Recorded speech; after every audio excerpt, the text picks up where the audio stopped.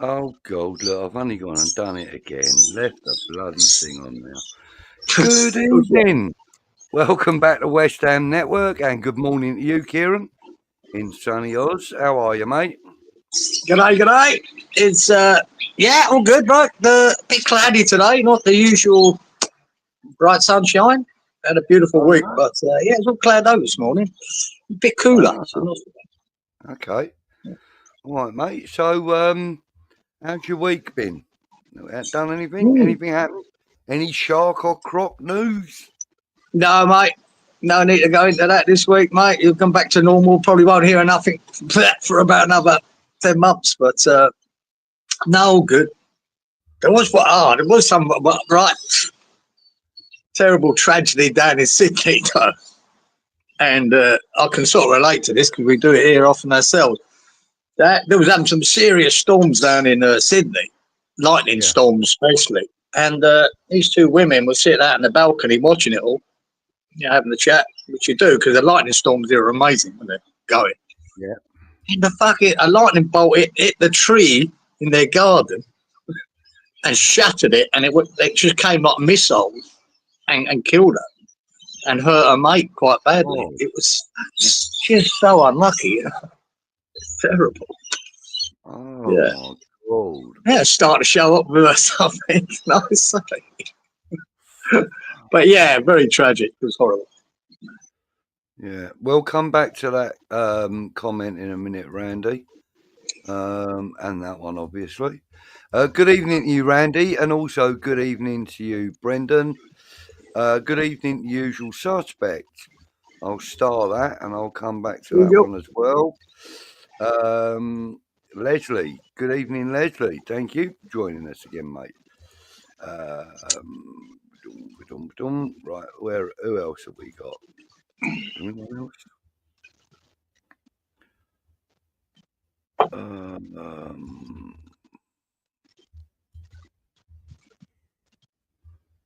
What's that? Hey, new song? No. Oh, right. No, okay, right, fair enough. Leslie wants to know, is Tadibo fit? I'm not sure about that. Sounds like it's a promising outcome, but I don't think he's been listed as fit as yet. That'll be probably Friday or Thursday, knowing the club. Good evening to you, Mark. Thank you for joining us. Mark. Done good. Yeah, he did, but didn't win the game, did he? Did he? Yeah, he did, didn't he? You're right there, Kieran. You disappeared there for a second. Yeah, it keeps going off a couple of times there, Mark. I can hear you clear as that, but it keeps going off. That's a bit weird, isn't it? Good evening, Howard. Thank you for joining, buddy. Who else is Howard? there? Anyone else we haven't spoken to? Usual's got onto the music already, look. Yeah, great track, Usual. Great track, Black Dog. This is a good track. Good evening to you, Colin. Just want to say it's a pleasure to be Ciao. with all wonderful ladies and gentlemen in the chat. And good evening to everyone. Thank you, Colin. Yeah, some of Always them are. nice to have you coming in, because you always, cheer everybody up with that. It's great. Yeah. Ted the Hammer. Good evening to you, Ted. Great, Ted. Thank you for joining. Good evening, Budgie. Good morning, Kieran. Lovely, wonderful gentleman. Thank you, mate. Cookie Hammer. Evening all, Budgie, Kieran. Hope you're well. Very All well, good, thank Cookie. you. Thank you. Who else is in? Anyone else? Oh, Surreal Frame. Good evening to you, sir, or madam. I'm assuming it's sir. Very surreal. Yeah. Stuart Burke, good evening. Ferguson should start at the weekend. Yeah, right. Getting straight in there, Stuart. Hopefully, mate. Hopefully. Sheriff is in the house. Good evening, Sheriff. Hey, Sheriff. Ludders is in the house. Ludders. Good evening, Helen. Thank you. We're down to 16 after Everton's getting a point against the Pool. Yeah. Ooh. Is that what happened? I didn't even realise that game was on, geezer. Could have watched that this morning. I put it on early and it fucked about, so I switched it off, but I'll go back to it. Never did. Everyone's saying hi, everybody. Darren Warby. Good evening, Darren. Hey, West Ham United. We certainly are, sir. Trudge, good evening. Thank you for joining. And he says Tadibo is in the training video. So yeah, I've got to heard he might be fit, geezer, but he's probably not match fit, so you don't know if he's starting or not. No, but it's looking good. It's looking good. Good evening, Mr. Bong. Sir Bongo Dictator. JV. How are you? Robert Singleton. Fuck's sake, Everton have gone above us. Goal difference. They drew 2-2. I didn't want to hear that, Robert. I tell you why. I don't want Arsenal to get anywhere near that fucking title either. All right? As simple as that. Yeah, look at that one, Kieran. 3 red cards tonight. Whoa, was there? Oh, that's more like a derby. I like it. Yeah, we like that. Surreal says, disgusting result for Moyes tonight. Where was the VAR assist for us when he was there? True. But I didn't watch the game, so I couldn't possibly comment on that.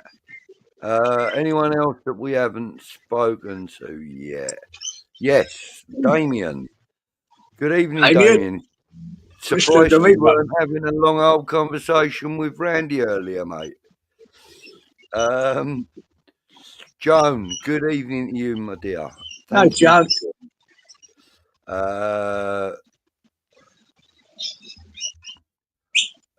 Yeah, Irvin is assistant at Everton.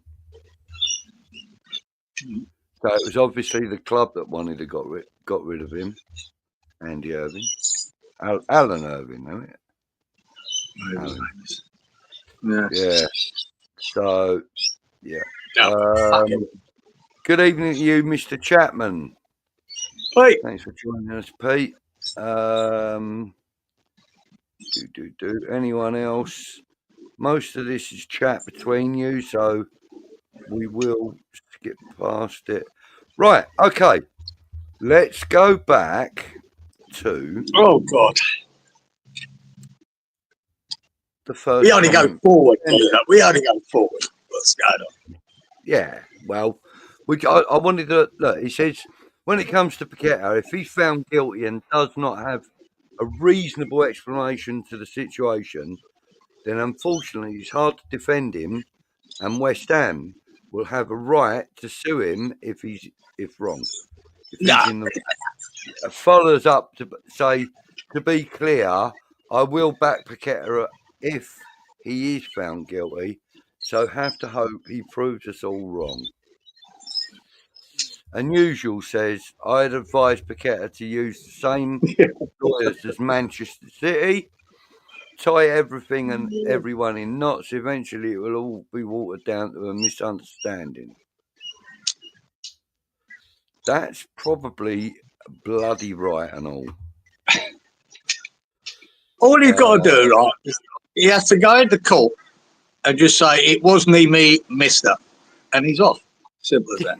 And anyway, I'm not fucking having it, guys. I'm not having it. When did we start calling these fucking grasses whistleblowers? As if it's such a nicer term for these fucking arseholes. If you got a grass in some fucking hearing over in Brazil, grassing them up, he can go fuck himself. You know, if he's grassing him up, he's doing it for his own fucking gain. I've always hated grasses, right? I grew up with that being the worst. That was worse than paedophiles, grasses, where I come from. So Yeah, fuck mate. him. Oh, yeah. You know what I mean?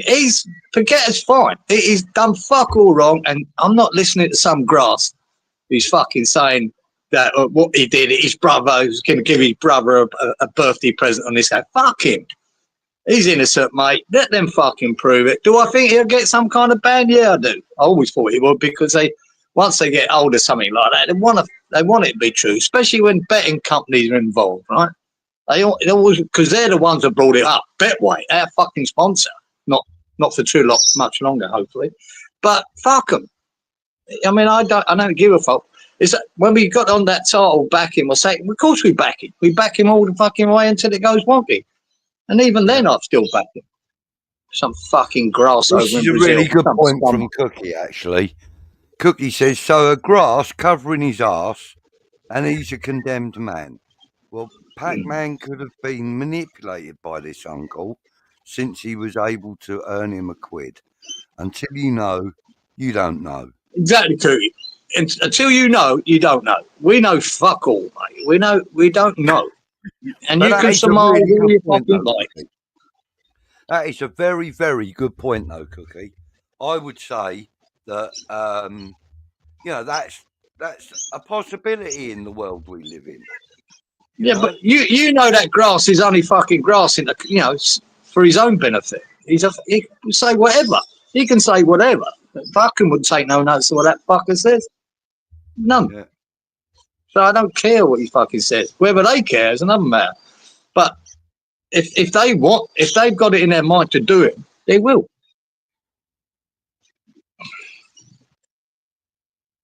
Oh dear. Arsenal, they just lost Havertz for the season. Really? What? Out of their little Honda? Yeah, they went off somewhere, didn't they? Yeah. Now some went to Dubai, didn't they? Some went. I don't know where they went. We're probably better off with them having Havertz in the fucking side. Yeah, he is shit, to be fair, Robert. Yeah, you're right, Budge. He's better off there being a number 9. He's shit. Yeah. Trudge says that the grass was... Absolutely, Trudge. That was the first grass. Fucking arseholes. Yeah.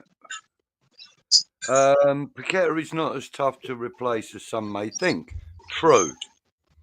In my opinion. Well, it's my opinion too, Damien. I think he's quite a bespoke player and he's caught between profiles. I'm still not sure if he's best used as a 10 or an 8.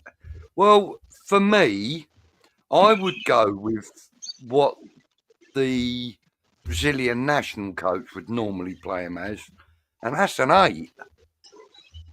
He plays him as an 8 in the national side. And I think he's quite comfortable there, you know. I think wherever Potter wants to play him, he plays him. But the only thing is, we've seen the improvement of him under Potter since he's done that. He was dog shit before there for a while, wasn't he? He really was. And whether this betting bullshit got into his head, but Potter seemed to sort him out and get him going again. And it's a shame now this has come back again, some fucking grass over in Brazil. So I'm just hoping he don't regress from what he's done in the last few weeks. Hope not. Mark says he thinks there's more going on in the background with this Paqueta thing. like some organised Yeah, gang or something, maybe. yeah, more than likely, Mark. Especially Brazil. Over them. Usual says, well said, Kieran. Thanks, usual. Betway started it all off. Yeah. The grass was already on his way down.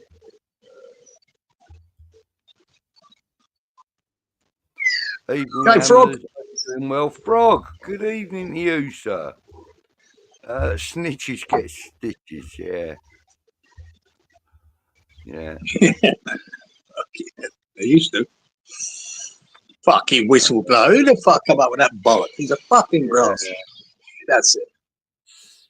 Yep. Everyone's saying good evening, Frog. Throw the old footballers. All the old footballers used to do it with throw-ins, etc. Yeah. Yeah, I'm sure there's a lot went on that we don't know about. Yeah, for a few quid. No, the one thing I would say, whoever's earned, I don't think he was earning it for himself, even if he was guilty. You know, it's not. It weren't about that. Few people. Mate, he earns more than the guy allegedly won a week in a week. Yeah, exactly. I mean, he earns 100. When you see what goes on in this world, how bad it is. Who gives a fuck? I don't care, man. Damien says, never been my favourite player, to be honest. Much prefer Kudus. I wouldn't lose any sleep over losing Paqueta. I think he's replaceable. I don't know, Damien. I like him, man. He's a bit special. I like him a lot, but he is replaceable.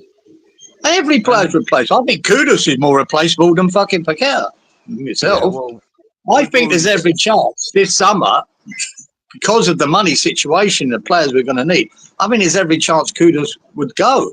But this Paqueta thing might change that.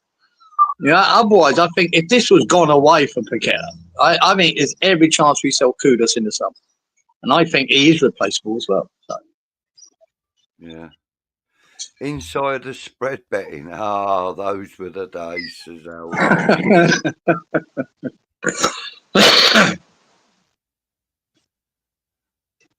Yeah, it's all looking a bit Dodgepot McDougal, says Frog. Now that's actually a reasonable comment, to be fair. He said he would have preferred Lingard to Paqueta. I think his profile was better suited to Moyes' style of play. When? And he did prove that while he was with us. He played well for 3 months of his fucking career. That's it. After he left us, he was dog shit again. At Forest, and where is he now? In the fucking, is he gone to Saudi or wherever, or Korea? Get hell, man. Now, yeah. If we talked about that 3 months, yeah, I think any team, Lingard. Yeah. Trod says, yeah, Lingard doing 2 transfer windows, he can get fucked. Yeah, I mean, so Trod, fuck it.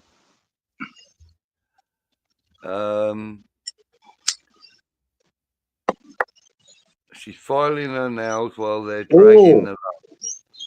Oh, no. I remember that lyric, Howard. It's not the Smiths, is it? I don't know. No. I remember that fucking lyric, man. What, Elvis Costello? Elvis Costello? I think it could be. Not sure. We'll get back to that in a minute. You better tell me now, Howard. Oh, look. Yes! Fuck, he got there in the end, boy. I got there in the end. Yeah. Yeah. Remember that well.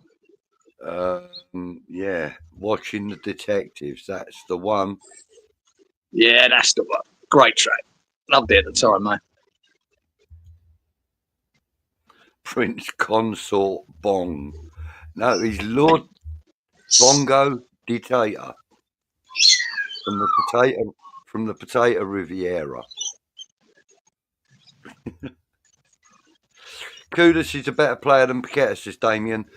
It's debatable. On their day, I think they're both incredible players. Kudus is more likely to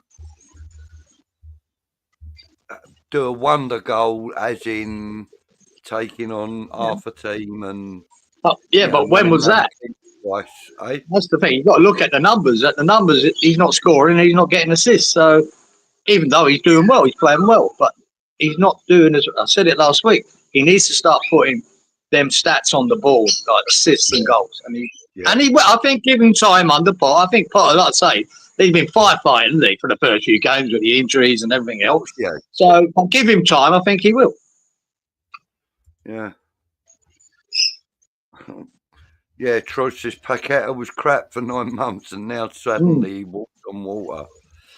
I wouldn't say walks on water, but he has been an improvement since Potter turned up, and I want to keep seeing in his ability, though, Troj. He just wasn't showing it. Oh, yeah. There's one. Peter, remember that. Paul Kitson kicking the ball out of touch straight from kick-off at Manchester United many years ago. Very dodgy. Paul Kitson. Yeah.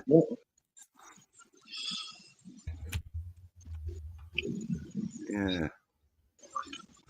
It's not about replacing him. No one player is bigger than the club. But while he's ours, and until found guilty, we look after our own. I mean, well said, Ricky. I think West Ham are more worried about every fucking penny we're going to lose if he does get done, right? We got nothing then. Our asset is worth nothing, right? And we want to get some money out of him. That's the only reason West Ham are bothered. Yeah. Fuck me. Frog says, thing is, Pax, if he's guilty, he's fucked the club over by getting sent off. Yeah, but the other thing that really bothers me, and it's something that's been bothering me for a few days now, is that think of all these 6, 8, 10, 20, 12, 15-year-old kids that are pestering their dad for a Lucas Paqueta shirt, and then something like this happens, and then he gets to leave the club in shame. No, well, you know what I mean? You won't be leaving in shame for me. You know. But I don't give a fuck whether they come up with guilty or not. He ain't leaving in the shame for me. I still think he's good. I'd even more so go and buy his shirt, Gazer, after he got done. Because it's a bit of a witch hunt at the moment. And like I say, I don't believe you can take a fucking grass's word over in Brazil. So, well, no, of course not. But he's innocent. Gazer, he's innocent. What I'm saying is, right, let's just say, you know, you're someone like me, you're living on a set amount every month, like a pension every month, right? And my grandson wants a Lucas Paqueta shirt, and I have to go and spend £70 on a Lucas Paqueta shirt for him. I'll go and buy it for him, and then 6 weeks later I'll find out the club have released him, his contract's over, FIFA won't allow him to kick a football ever again professionally, etc., etc., etc. I'm going to be pissed off that I bought my grandson a £70 shirt that is representing, you know, something dark within the club. I'd be pissed off with it. I wouldn't want one if that was the case. Anyway, getting back, let me. Sorry, mate, struggling to hear that. The rain has just started hitting. And, you know the noise on my roof. I'm struggling to hear that for a second. Oh my God! Look, hopefully it'll leave off and go away. I think it's only a shower. Them fuckers. Yeah. Right. So. Anyway. Oh yeah.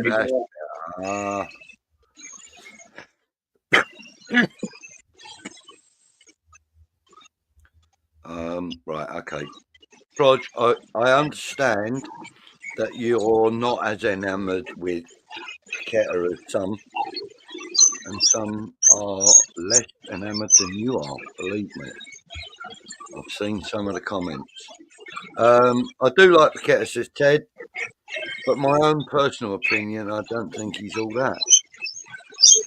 Fair enough, mate, you know.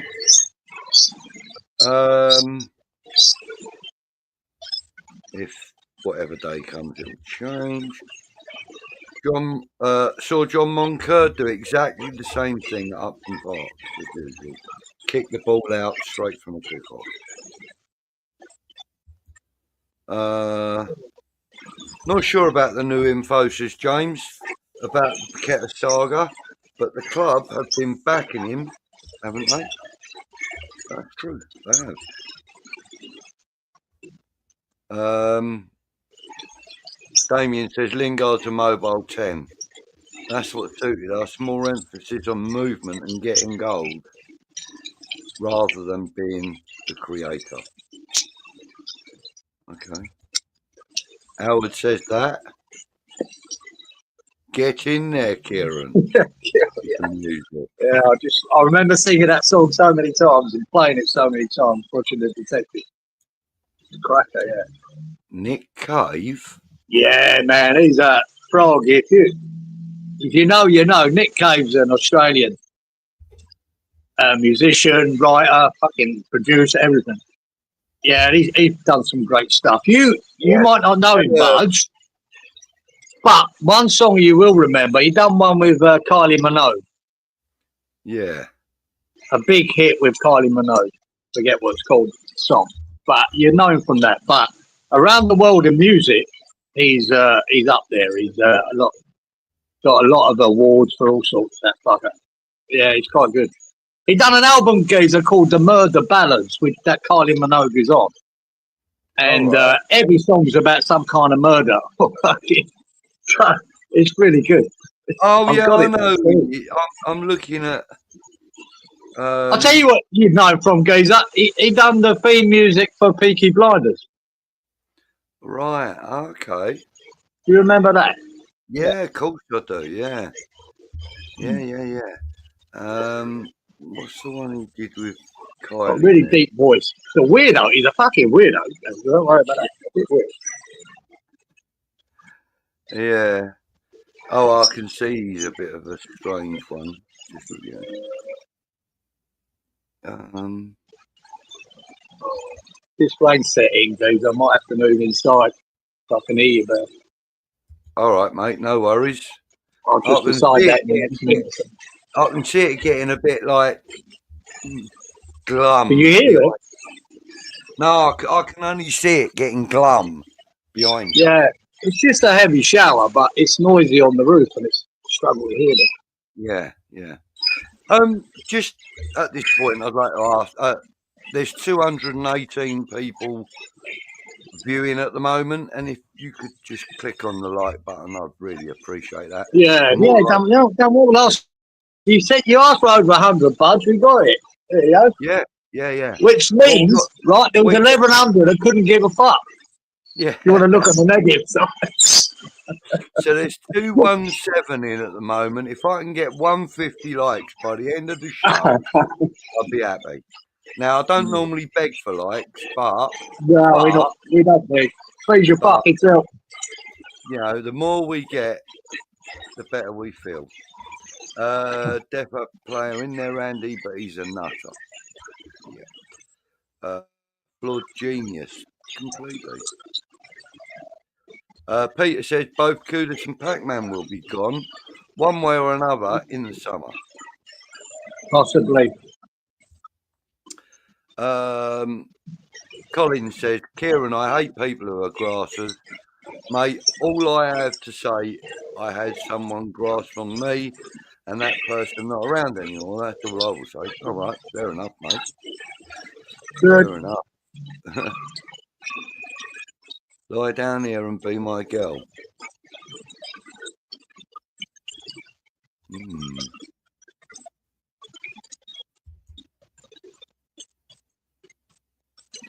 Right, Kudus has been played out of position all season.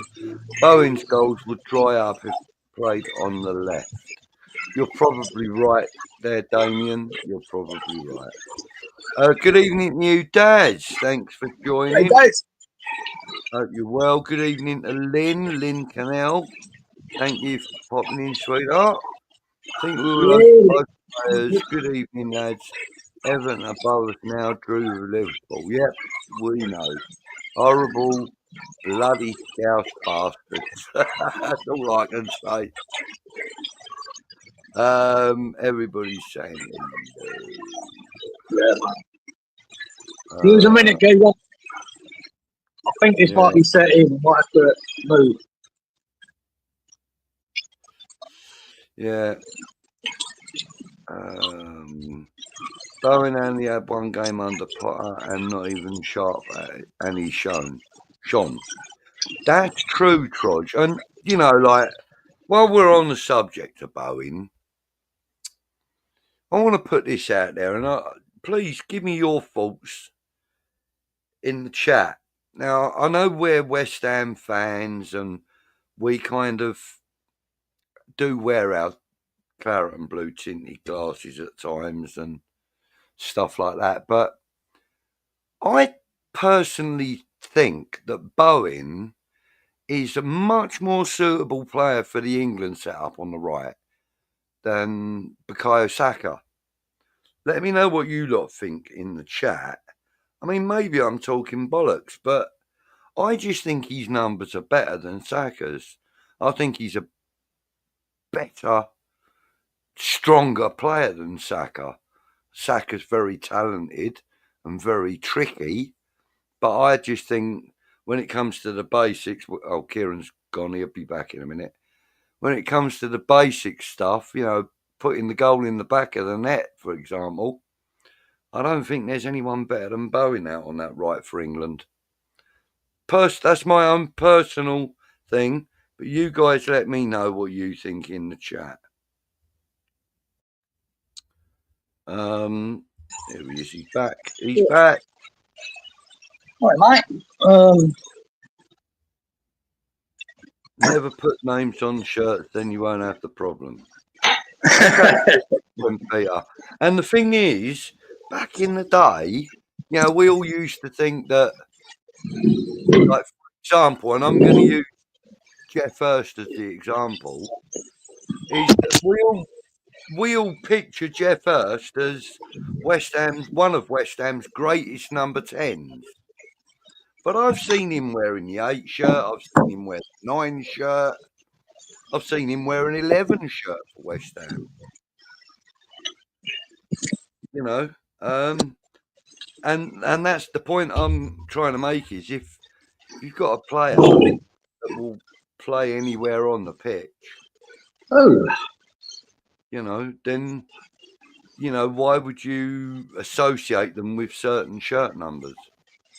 You know, I mean, I understand that now that you have the squad, so, you know, you're always going to be looking for the number 10 for Paqueta and the number 14 for Kudus and the number 1 for Fabianski, etc. But I just think that, you know, back in the old days when there were only 11 players and then later on there were 11 players and 1 substitute, all you ever had was shirt numbers 1 to 12. That was it. Yeah, that was it, mate. And the only time you ever saw a 13 shirt was the really rich clubs, and I'm talking about the Manchester Uniteds and you know, the Fulhams and people like that. They had a 13 shirt just in case one of the shirts got torn. Do you know what I mean? And I remember that, like, from back in the 70s. I remember Fulham doing it. I think it was Dave Mackay had his shirt ripped off. No, not Dave Mackay. Mackay played for Derby, didn't he? I can't remember who it was. It might have even been Derby. But anyway, someone had their shirt ripped off their back. And the team gave him another shirt, and it was a number 13. Yeah, I don't remember seeing many 13s from back then. Going back now to more current situations. Thing is, all this dodgy betting going on, I've lost a fortune gambling over the year. I just wish one of the bastards would give me the wink. Exactly right, Cookie. You know, I limit myself to £20 a month on gambling, right? I haven't done agree. any gambling for the last 2 months because, as far as I'm concerned, you know, West Ham have lost me a lot of money in the last sort of year. A lot. You and everyone else, mate.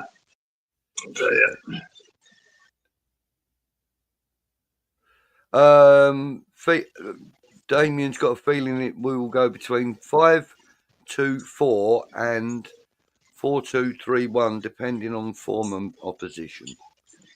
Yeah, good shout. Congratulations to Millwall on a fantastic result this evening. How did they get on? How did Millwall get on? It'll probably come up in the chat, but I can't do it with that one. Oh, oh yes, Plymouth Argyle beat them 5-1. Oh, So fucking hell. Plymouth are flying lately.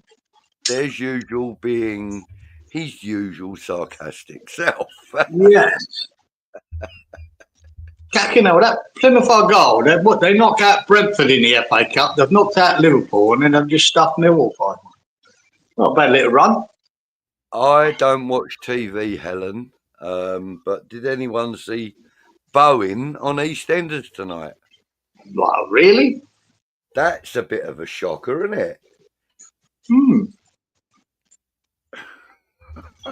I remember Bobby Moore being on Till Death Us Do Part. He was on We Alf Garnett on a good episode. A couple of West Ham players were actually. Yeah. And yet, Warren Mitchell, the guy that played that character, was a lifelong staunch Tottenham fan. Yeah. Jojo. You know, and, you know, that is one of the reasons why I've never really considered Tottenham as my worst London rivals, you know, for West Ham. That and the fact that my grandfather was a bloody Tottenham fan as well.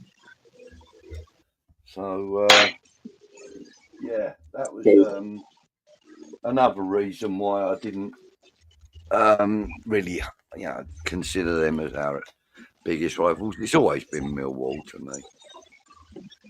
And now my bloody daughter's marrying a lad whose stepfather's a Millwall fan. Couldn't write this shit.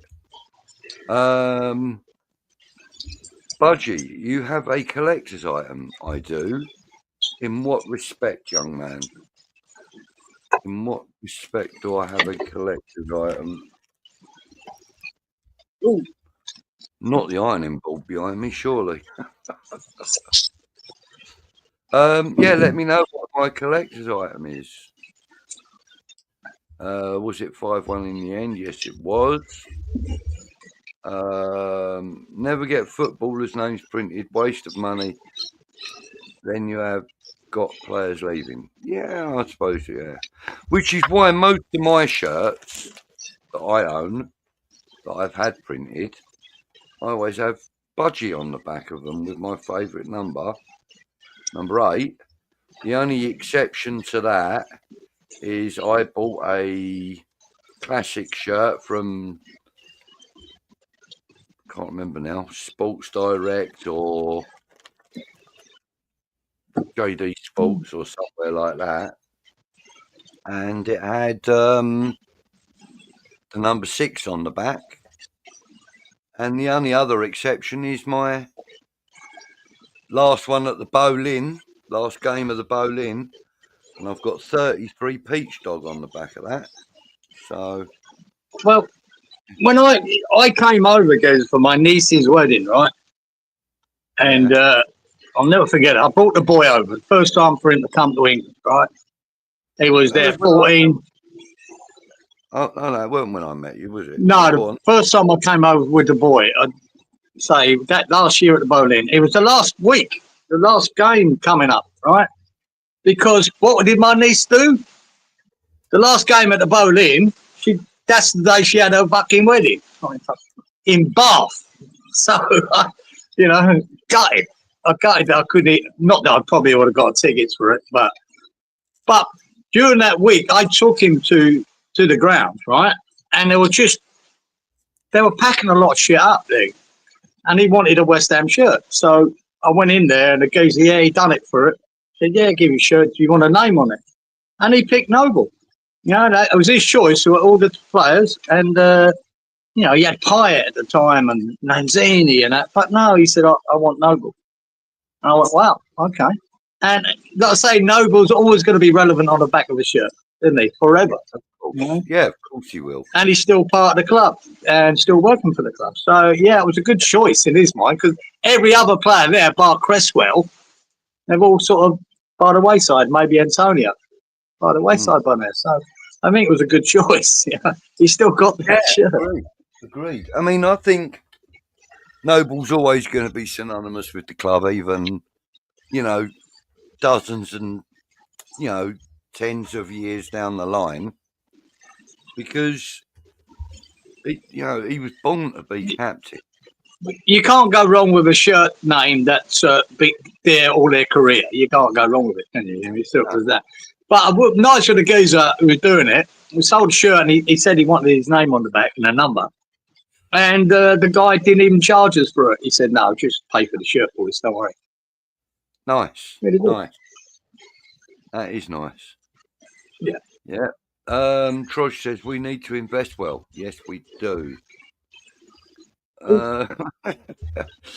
Peter says last time he watched EastEnders, Ethel was talking about her Willie. Yeah, mate. I haven't seen it for fucking 25 years, geezer. I enjoyed it when it first came out. I thought it was a great soap. You know what I mean? If you like soaps, I'll just give up on it.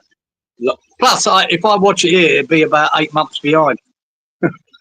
So, no point. Burnley have kept 10 consecutive clean sheets, a new championship record. Yeah, I knew that. I remember. Yeah, I see it when they were up to about 7, Mark. Fuck me, they're 10 now. Wow. Isn't that Vincent Kompany's team? It was Vincent Kompany's at Bayern, who are playing Celtic tonight. Yeah. So who's there now then? No, I can't remember who's at Burnley. But we've got every chance of coming up, as is Leeds. Is it Sheffield United as well? Is it Sheffield United? Yeah. Well, they've just beat Hull 2-0 today.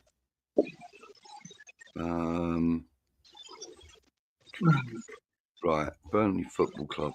I missed that. Why did I do that? Oh, I don't know. Just go back there. Oh, our very own Scotty Parker. Is he at Burnley? Yeah. Oh, right. Yeah. I know they're not scoring a lot of goals, but they're definitely not conceding them. No. Right, so if I share a screen, window, entire screen, and go, do.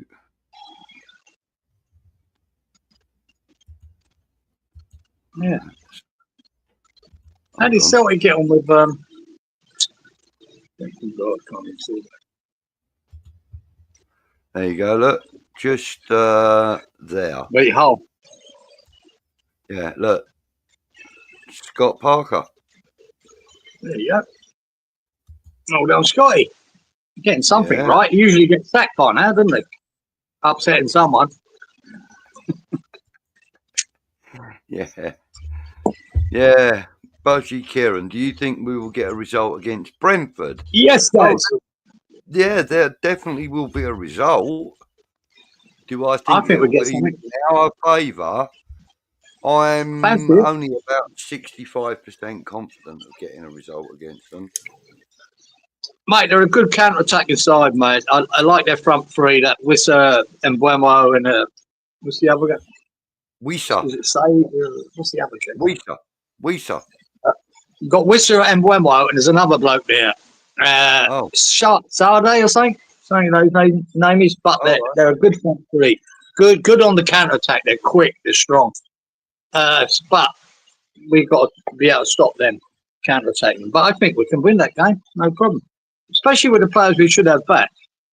You know, we've almost got a full team to pick with. If you forget Fulkrug and Antonio, it's really only Somerville we're missing. So if Tadebo's back, we presume.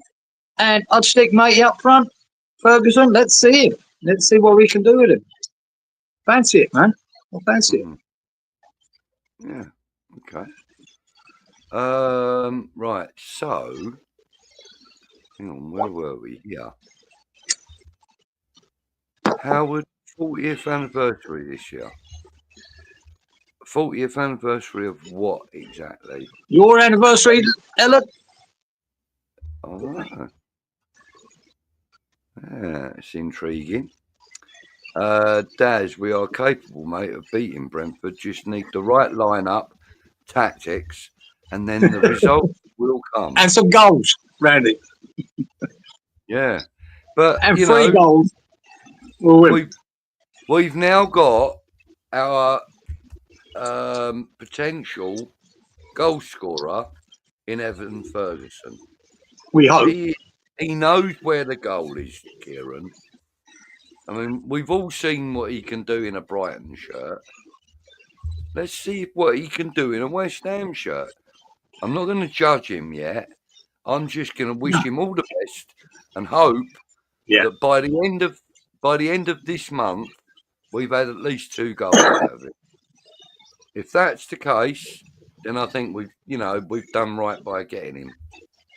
Yeah, I think Potter, for me, I think it'd be a good idea to start because you've got him on loan. He's not our player, and you want to boost his confidence. I think that does just picking him straight away, straight in.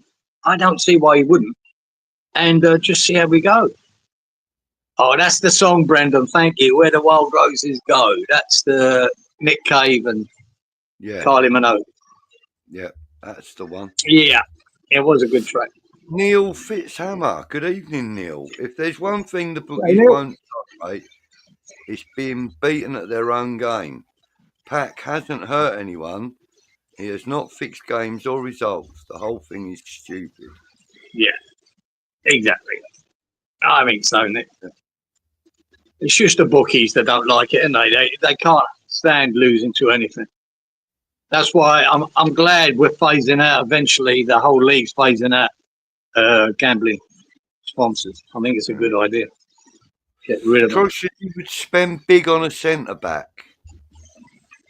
How big would you spend? We do that every window. Yeah. I mean, look, how big are we talking here? Are we talking 7 foot? No, are we talking Saliba money? Or are we talking Van Dijk money? That's just figures. I'm not talking about those players.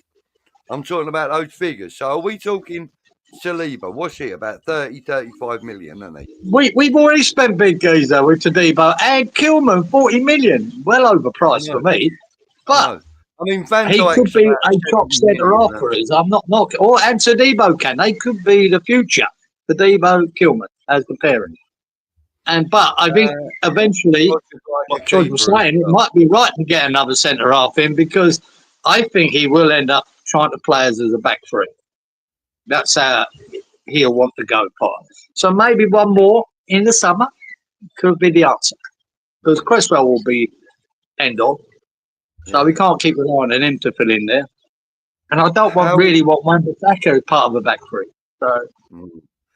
Howard says, or lie down here and be my girl. Nick Cave and the bad seeds, he means. Yeah, that's it. Nick Cave and the bad seeds. Thanks, Howard. That's the band he's with. Yeah, really good. Really good. I didn't realise people knew him that well, but I imagine Peaky Blinders would have awakened a lot of people to Nick Cave. Listen, he was quite popular in the 80s over here. What, was he? I wouldn't know that. Early to mid-90s, maybe.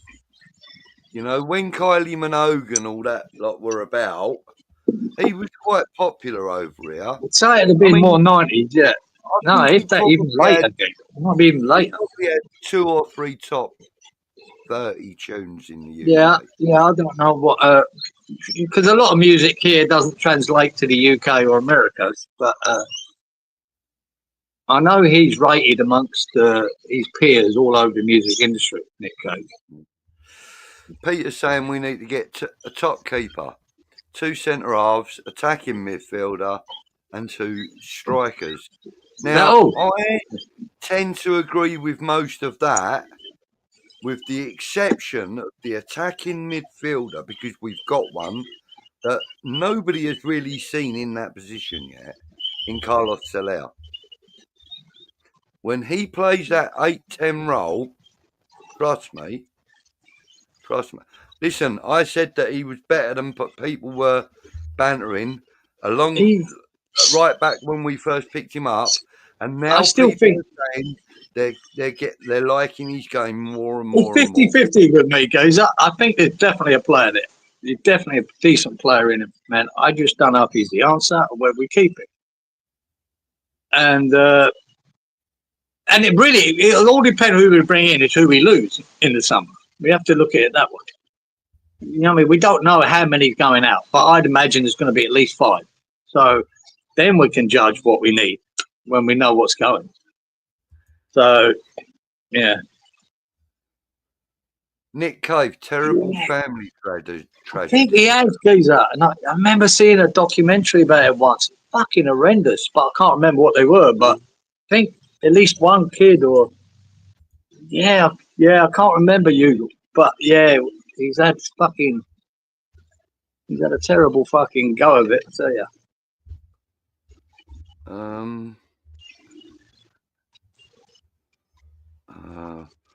His son Jethro died in Melbourne in 2022. Yeah. He suffered schizophrenia, apparently, Jethro. Right. Yeah, I did see something about it. With his dad, the way he is. You know, his dad's a bit of a lunatic, isn't he, Nick Cave?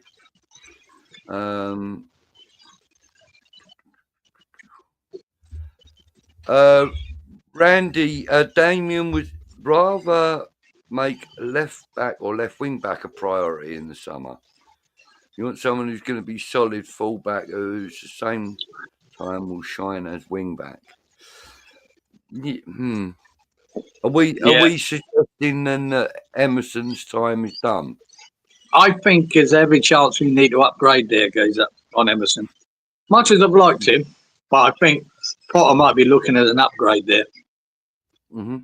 But we'll see. Ollie's not Ollie. What's his name? Yeah, is it? Who's the young left back that we've got? Ollie Scholes. You've got Ollie Scholes, but you're losing Cresswell as well. If you lose Cresswell and Emerson, that left side we're lacking. This is what I was going to say. I can literally see Ollie Scholes stepping in where Cresswell was. Possibly. As the number 2. Or but even number 3. I don't think Potter will end up playing a traditional back 4. I think he'll have the back 3 and the wing back. Or back 5, definitely. Ollie Scholes might be the boy, right? And but you still need cover for that position. You know, you need 1 or 2. So you keep Emerson or you don't. So there you go. Yeah. I don't know what I said. What I say? I don't know. You're always saying something funny.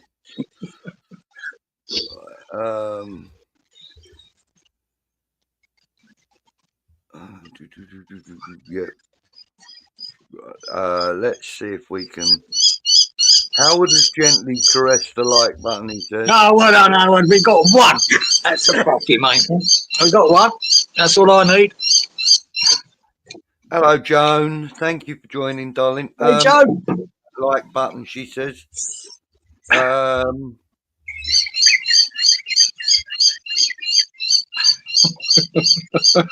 Nice, but earmuffs are a necessity for the screecher.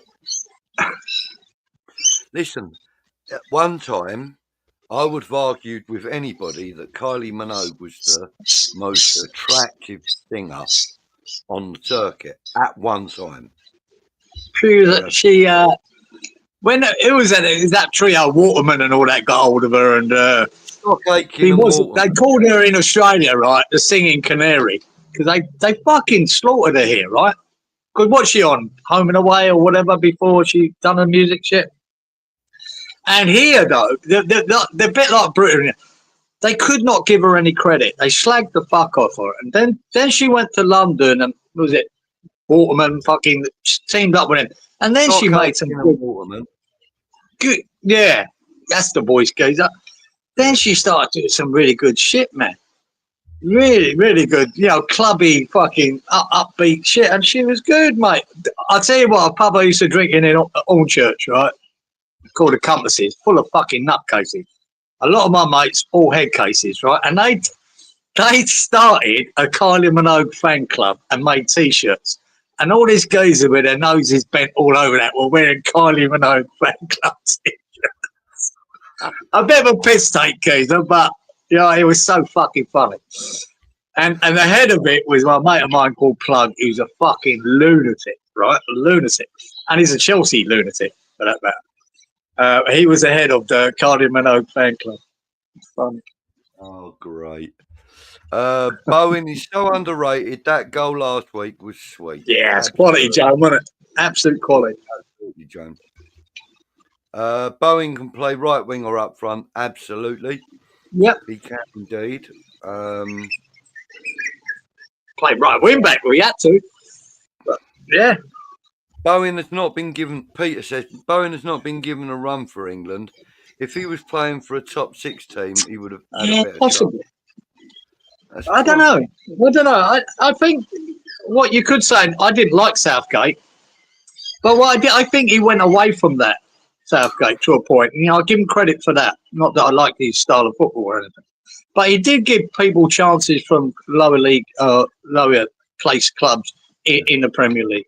He didn't just stick with the top 6. I've got this sneaking suspicion that Bowen will get a bit of a chance under Tuchel because you remember. I think he will. There was a rumour that Tuchel was looking at Bowen when he was in Chelsea. No, not at Chelsea. After Chelsea. No, he's got every chance. He's unfortunate at the moment, Bowen, because he's had Saka in front of him, and Saka's been good. And I think he is a better player. But Saka's injured for a while. He's more technical. And I think Bowen can get better. That's what I believe. I think he can get better. And there's every chance he could end up. Put it this way, Kieran. Like with Saka and Bowen, I think what we're doing is we're comparing maybe Thierry Henry with Alan Shearer. Two brilliant players in their own right, but two very different players. Very different, yeah.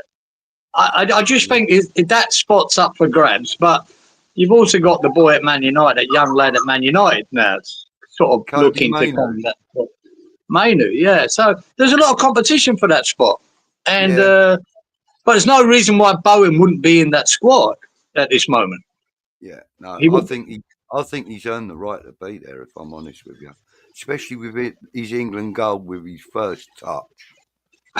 I can't stand the rain upon my window. I know that. Great track. Yeah. What a tune. Yeah, lovely tune, that. And look, now the sun's out, geezer. There you go. That's Australia. That's Queensland for you. Pissing down 5 minutes ago. Now the sun's bright and beautiful. And it's going to get hot now. And it's a good evening to you. Good afternoon, you, Gary. How are you, sir? Hope you're well.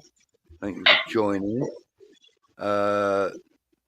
Sorry, Budge, don't care about England. Brendan, it's not everybody's cup of tea. It ain't really mine. I don't really watch it, the England games. I really don't. If there's bugger all else to do, then and I'm in the pub and it's on, I'll watch it. But we have a player here that is potentially breaking into the England team, and Hmm. I want to support that in any way I can. And by chatting about it and by bringing it to people's Yeah. attentions, But it gets, it I gets sort of can spoken. understand where Brendan's coming from because, well, I don't know, because Brendan's Irish. You might not give a fuck about England either. True, yeah. But I do understand it because I sort of, after, with Southgate at the helm, I sort of lost any interest. I Yeah, really me did. too. Yeah, me too. I really And did. we I went for a while there, until they got to a tournament. I couldn't be asked to watch them there. And the only time I did sort of watch them was when going to bring, haven't we? You know what I mean? We're yet to see it interests me when Rice played, and then when Bowen might get a game. And after that, I really, I sort of fell out of love with watching them because it was so boring. Oh, thank you. Frog thinks that Bowen is probably Bringing back sweet memories. I can't stand the rain.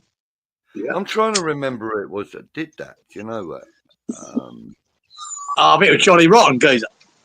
Oh. What? You idiot. God almighty. Somebody like Baccarat or somebody like, I can't remember who it was now. No, they the ones that did. Yes, sir, I can boogie. I will sing that certain song. Please stop. I blame snowflakes. Me too, mate. Whatever it is, George, I do as well. Yeah, I blame them too. Mark Pendleton's bringing back sweet memories as well. Look. Bowen has certainly become our most important player in terms of consistency. Despite the season, he is so important. And that's true, Randy, but although he's become look forward our most to the rest of the important player, he's become an integral player in the squad now because his captaincy and everything else. But also because of his tenacity is unrivaled in that club at the moment. I look at it this way, goes there is not one player at West Ham that's not up for sale for the right price, right? Not one. But Bowen, he's not for sale. You've got to have that player. They've made him captain. We'll see whether he ends up being a good captain or not. It doesn't matter. But he's the constant. You've got to start with someone. And eventually, hopefully, on the bottom, there'll be 4 or 5 players like that. They're not for sale. That's how we need to be. I remember, Kieran, when he first signed that long-term 8-year contract, I remember you and I having a conversation about it. And we both agreed at that time, actually, that we felt that was a prelude to him getting the captaincy at some point. Yeah, exactly. Yeah. Of course. When you commit yourself to a club, that's almost committing yourself for the rest of your career, really. Yeah. If you sign a 7-year deal, I think, whatever it was, yeah, 7 or 8. I think it was 7, yeah. You're committing to a club, and he's bought into it, and I think that's it. He ain't going nowhere. Now you need 4 or 5 others like that for about the next 5 years would be good. And hopefully Potter can get that. Within the next few weeks, he's about to marry into one of the most staunch West Ham fans known around the world. Yeah. I've been watching this podcast that Danny and Danny do called I haven't watched it. I did see it come up, Geezer. I didn't watch it. Yeah. All right. And they're getting married. Kids were out of wedlock. Is that what you're saying? Yeah. Disgrace. Absolute disgrace. And get this as well. Here's a little deal breaker for you. She's asked her dad, Danny, to invite his mate, Robbie, to the wedding. Well, Robbie happens to be Robbie Williams. Oh. And so Danny Senior turns around to his daughter and says, "Oh, it'd be nice. I know it's not your favourite song and everything, darling, but it'd be nice if you were to dance to Angels, your first dance, sung by do it. And I'm thinking, you cocky bastard. You cocky bastard. Did I tell you? I've told you before, it's about 3 million quid to get Robbie Williams to sing at your wedding. No, it wouldn't be that much. It's 9 million to get Rihanna to do it. 9 million. right? Robbie will Williams do it. Robbie will do it 3 for nothing, million. Gamer. Don't worry about that. Oh, for Did I them tell he you would. my Robbie Williams story? I got one. Save it for after this comment, because All I right. really am busting to go and use the bathroom. So bear with me. You deal with this comment. He's more used to being in a side but dominate games than with England. Yeah, true. Yeah, I agree, Brian. You're right. They do dominate more games, and you get to see more of Saga that trying to break down teams, and he's pretty good at coming in on the off the right. He's left foot. He's deadly. If you can stop him doing that, you can stop him. But you're right, Bowen. Yeah, you're right. He's had to deal with, especially under Moore. He's more of a counter-attacking style and not necessarily getting on the front foot to attack team. A lot of the times we're just counter-attacking, and he can do that. So yeah, he'll never. I think he'll never really have that at West Ham. He'll have a bit of both. I think there are teams under par that we will take it to, and I presume we will at Brentford. I think we'll be going at them. And then there'll be times when we will counter-attack. And I like that idea. So you're right, mate. They're normally on the front foot trying to win games. Arsenal are not on the back unless they're playing, Liverpool or Man City. But they made short work of Man City, didn't they? Yeah. But yeah, we'll see. Yeah. Alvarez, Paqueta, Kudus and Bowen come to life under Potter. I think Potter is the one doing the caressing. You're probably right. And, I don't know if you've watched any of the interviews that Potter's done since he took the job on. Bits. But yeah, in one good. of them, Comes across well. One of them, they speak to him about his approach to the team. And he said, look, back in my day, it was a performance and fear culture. If you don't perform, you are fearful of the backlash kind of thing. Like a manager might scream down your neck. Alex Ferguson comes to mind with the hairdryer treatment. I mean, they all did. So he said, look, as a young player, I really didn't like that. He said, I am more on the motivation and connection. I want a connection with my players. My players want a connection with the supporters and with me. He said, and therefore I get a better connection with the supporters by getting through the players. I get a better connection with them. And, he was basically saying that he would rather, like, if someone's underperforming, he would rather pull him to one side and go, right, listen, this is what my point of view is, and this is what I think we could do to change that. Yeah. And then we work on it. He said we work on it individually, we work on it as a group. He said, it's not reading between the lines. He's not telling the whole group of players what this guy's, thing is, but what he's doing is he's getting everybody involved. There's two schools of thought of this, right? Because when I managed teams here, I was saying there was two schools of thought.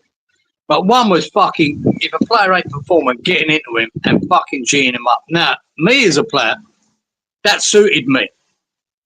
If I weren't fucking doing what he wanted me to do, when I was playing under managers that do that, I reacted to that because I fucking hated being criticised, right? I hated it so much that I would fucking fire up. Yeah. But it doesn't always work for other players who might need an arm around them. So there is two schools of thought. Back in the day, everyone got it.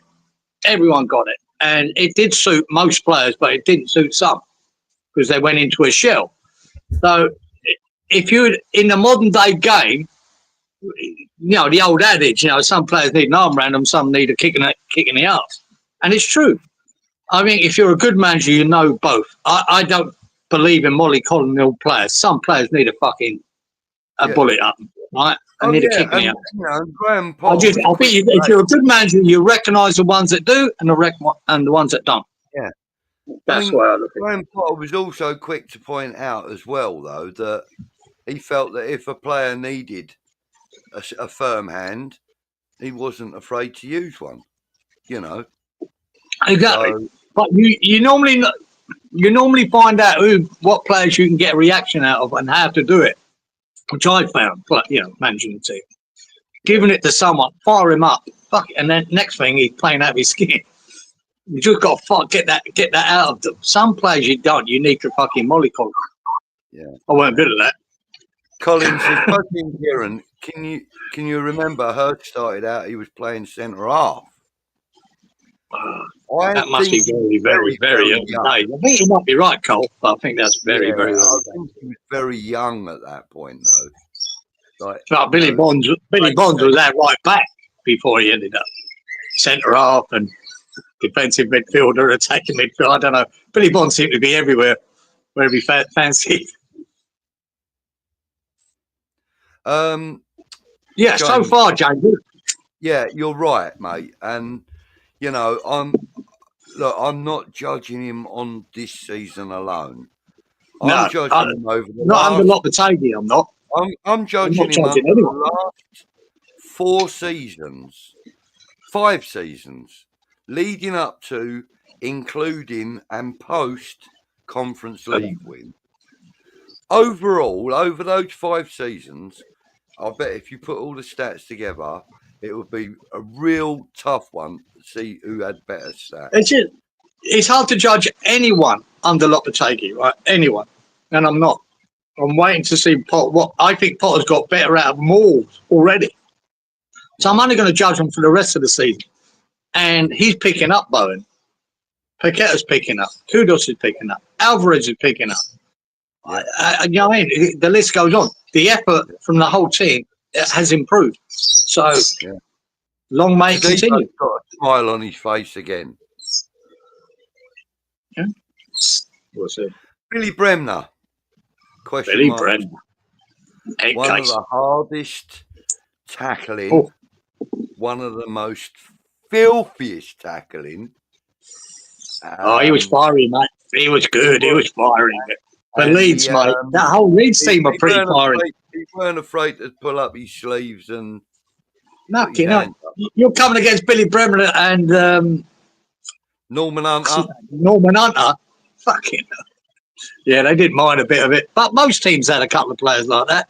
It was because of those two and others like him that Leeds started getting that chant sung about them, wasn't it? Dirty, dirty Leeds. Yeah, but they had class in the team as well. They had the ball. God, yeah, so they did. There's a few. I mean, even Bremner had a bit of class about him. Oh, he's a good player, man. But he was a tough, hard player. But I think you needed to be in the 70s. You had to be hard in the midfield. You had to be strong. Like, fucking hell. Yeah. Howard saying basically it doesn't matter who comes and goes. He believes that Potter will get the team playing positive, winning football. Yeah. Eventually. Let's hope it starts against Brentford, because I think we can beat them.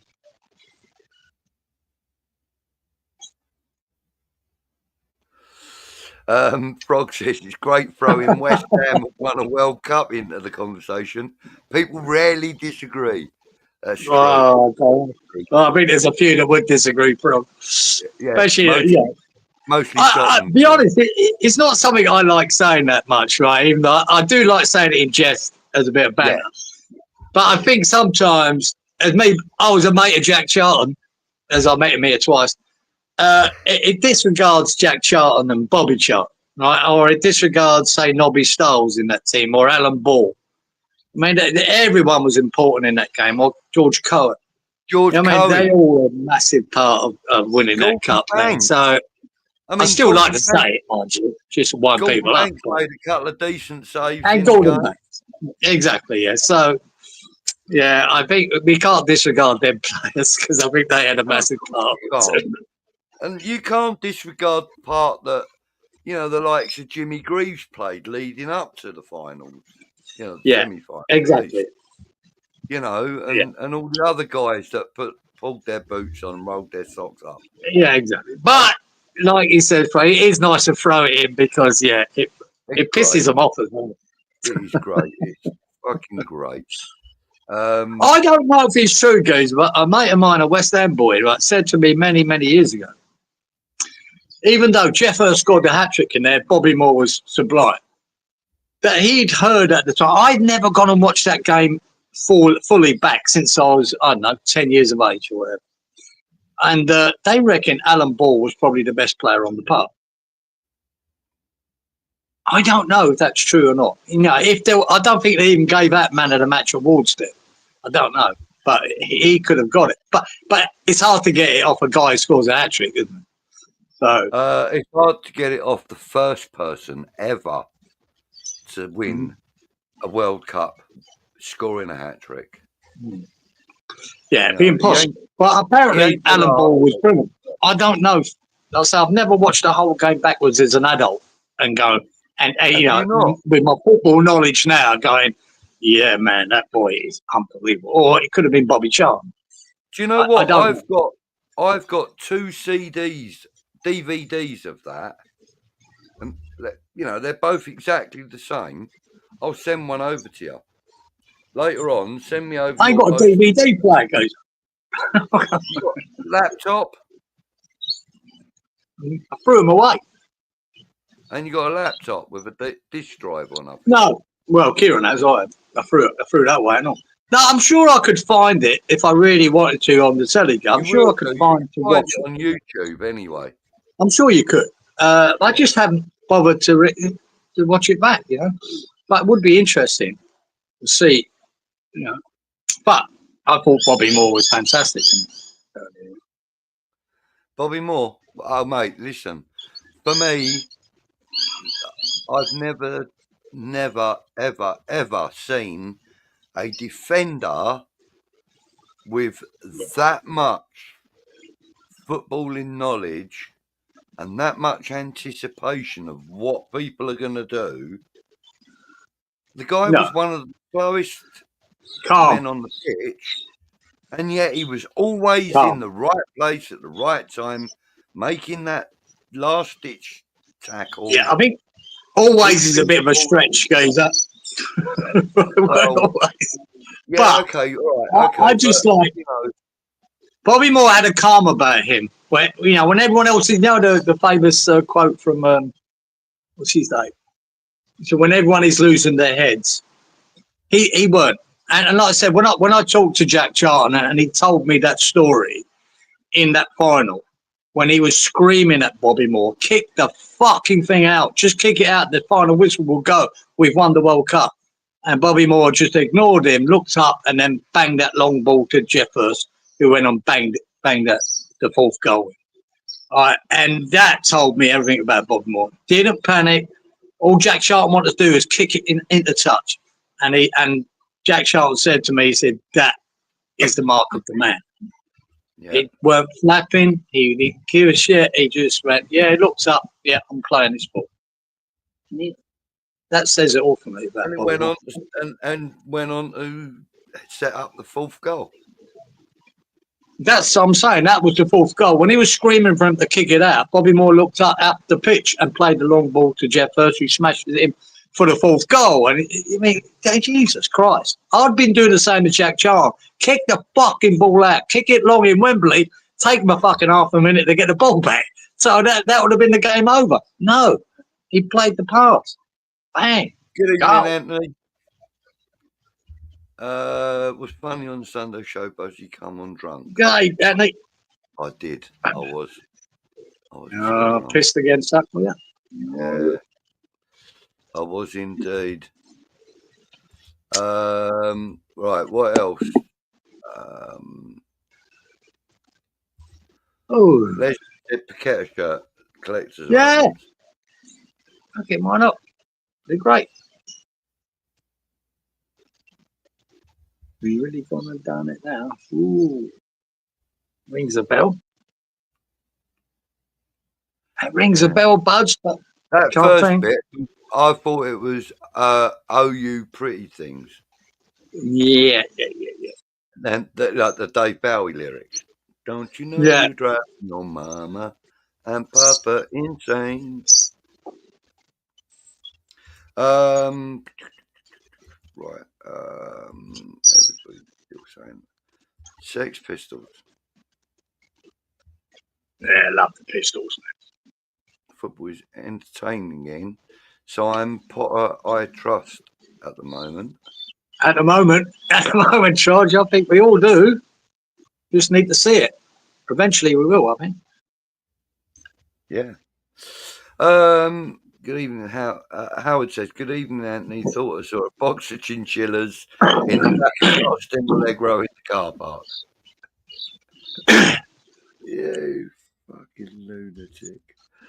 Randy says, "Budgie and Kieran, I know I might be nothing. Are you both still slightly concerned with the position we are in at the moment? We No. need results. Do you think West Ham will have a strong finish to the end of the season?" To be fair, Randy, I'm not good. listen, us as supporters, we're kind of believing in the club and believing in the team again, right? Now that's got to spill over the sidelines and onto the pitch. I'm not talking about actual physical people doing that. I'm talking about emanating the positivity that we're feeling. There's obviously a lot of positivity in the squad as well.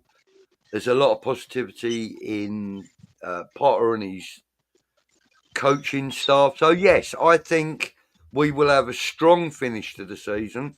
And no, I'm not concerned that we're going to be in any kind of scrap for the relegation. Not in the No, side. I looking at whether we have a strong finish this season, I don't know. Do I think we'll have enough points? Yeah, loads. We'll have plenty. I don't see us in any trouble whatsoever. And like I said, I mean, I'm actually when you're losing games and can still take the positives out of it, which we have done, like Villa and Chelsea and whatever. That's good. I haven't done that for ages, geezer. I was watching even some of the wins we've take. I was just going, oh, that was so bad, so bad. Under Moyes, some of our losses were disgraceful. I'm looking at some of our losses under fucking Potter and going, man, we done all right there. We were a threat. We could have got something out of that game. We were unlucky. So that mindset has changed already under Potter. And I'm not saying he's the Messiah yet. Don't know. But No. and I think you're picking up points up, 3 wins, and there isn't worry about relegation. And I don't really care where I keep saying it, I don't care where we finish. But I think the positivity that's around them players and around the fan base is a positive thing. So going forward, I'm looking forward to the Brentford game. Yeah. I haven't done that for a while. And you know, and I fancy winning it. yeah. And you know, like I said, you know, one of the things that we've all got to remember is that, you know, we're not expecting to qualify for anything this year, right? No, We're not expecting to be relegated this year, no. but we are hoping and we are expecting some decent results. Yeah. And I think we'll get there. As you said, We'll get there. positivity and everything in the club, we will get them. It would be nice to start against Brentford, Budge. It'd be nice to stick that one in. You know, that would be, I think, a step backwards if we don't get the win against them. And that would be concerning. But I think we can beat them. I think Arsenal's after that. You know, we don't expect to win it, but hopefully, like Villa and like Chelsea, we give them a game, give them something to think about. Yeah. That's what I'm hoping from that game. Or like last season when we were in Carabao Cup against them, beat them 3-0. That would be nice. Yeah, it'd be lovely to stick it up Arsenal. It really would. And I thought we were unlucky not to get a draw against Chelsea. Now I know that tune and all. Born to be alive, born to be alive. Yeah. It's an old disco tune. That is Dr. Hook when you're in love with a beautiful woman, it's hard. Oh, man. Frog, you're into a fucking cracker there. Yeah.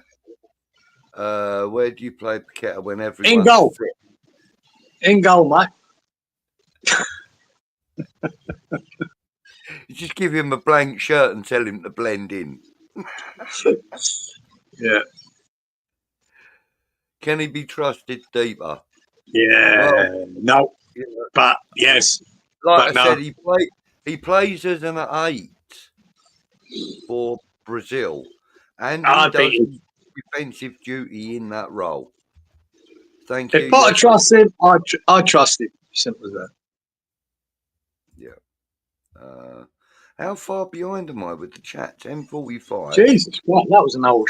Oh, mate, that's 45 minutes ago, nearly. Okay, so no, you better catch up, guys. You better fly Yeah. through 'em.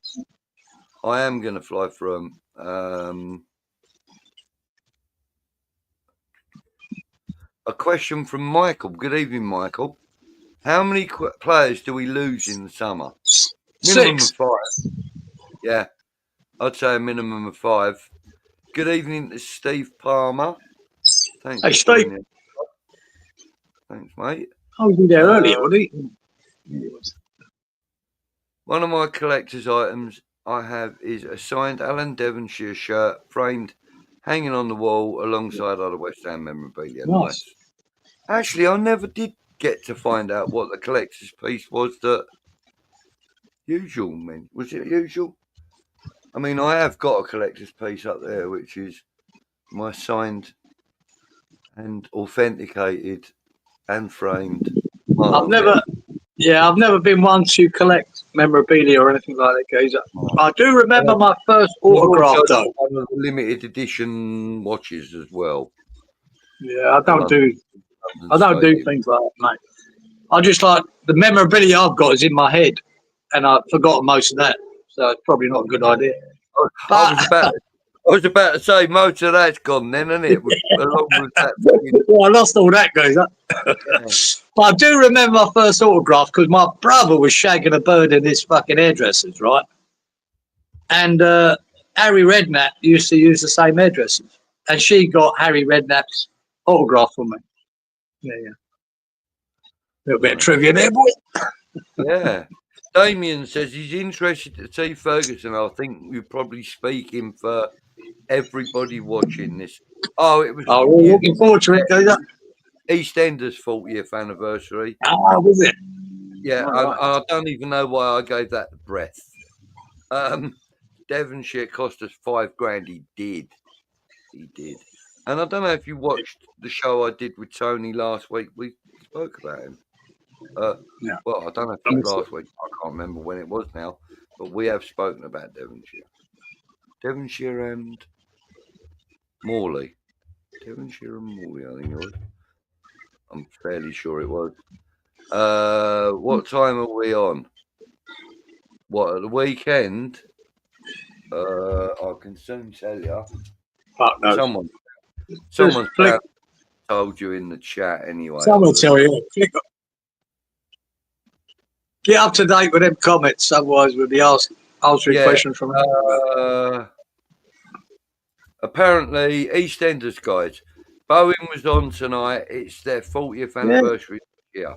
No, that what it was. Apparently, no, it was like a message, not actually him on set. It was like a video message. I agree with that, Steve. Devonshire at today's on today's pitches would be a priceless thing to see. And Absolutely. you would be looking at a 70 to 75 million pound player right now with Devonshire. No question about it. Him and Brooklyn would be priceless. I just don't know what money you'd put on him. Really don't. If Ferguson gets 5 goals, he's done well. Yeah. Yeah, like I said, by the end of this month, I'd like to see 2 from him. I want to see, but if he got 5 goals between now and the end of the season, I mean, that's a fair return. If he gets more, happy days. Happy days.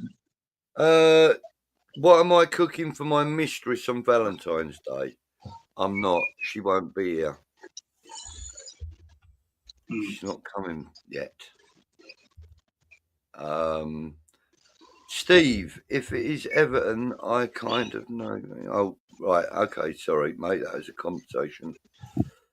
I bet he was a better actor than Nick Cotton. Probably, mate. Devon Brookenshire, my all-time favourite players. Yeah. Yeah, I'd disagree with that, Leslie. I'd disagree, man. Peter, he's had one goal all season because he's only had 39 minutes all season, or 49 minutes all season. So I'm not judging him on 2 months of injury, mate. Sorry, can't do it.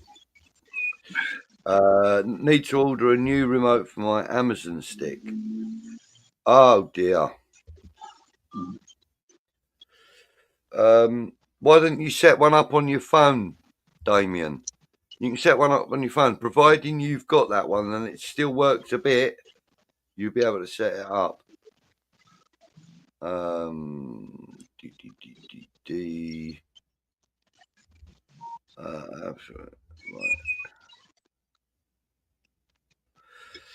Yeah, I hate the fact that there's so much betting sponsorship everywhere, and you know, like we're in the perfect position as a club to change that because everyone's struggling. I think the rules coming in, Budge. Everyone has to fuck it off in the next couple of years. But we're in the prime position to do it immediately.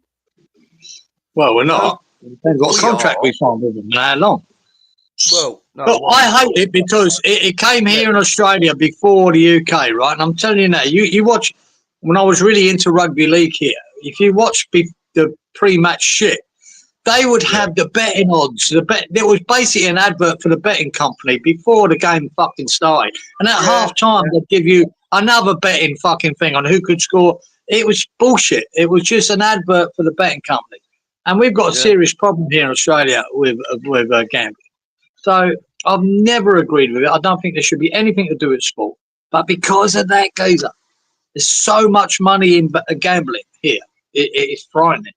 Because we have the pokie machines in every club in all of Australia, and they earn tens of millions a year from the local communities going into it that's been spent on these clubs. It's crazy.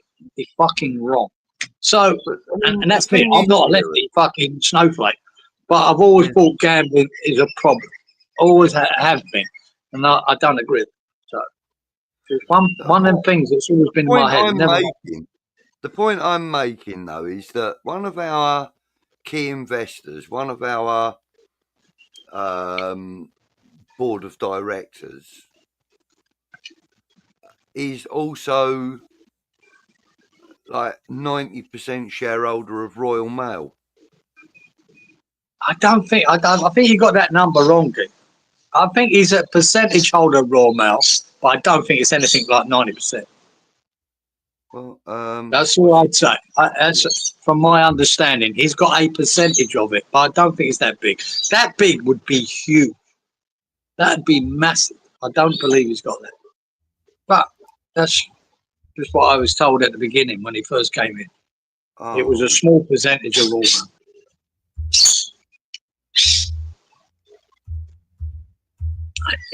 Otherwise he'd be the controlling factor of Royal Mail. I don't believe he's that. But anyway, don't matter. Never mind that. Right, hang on.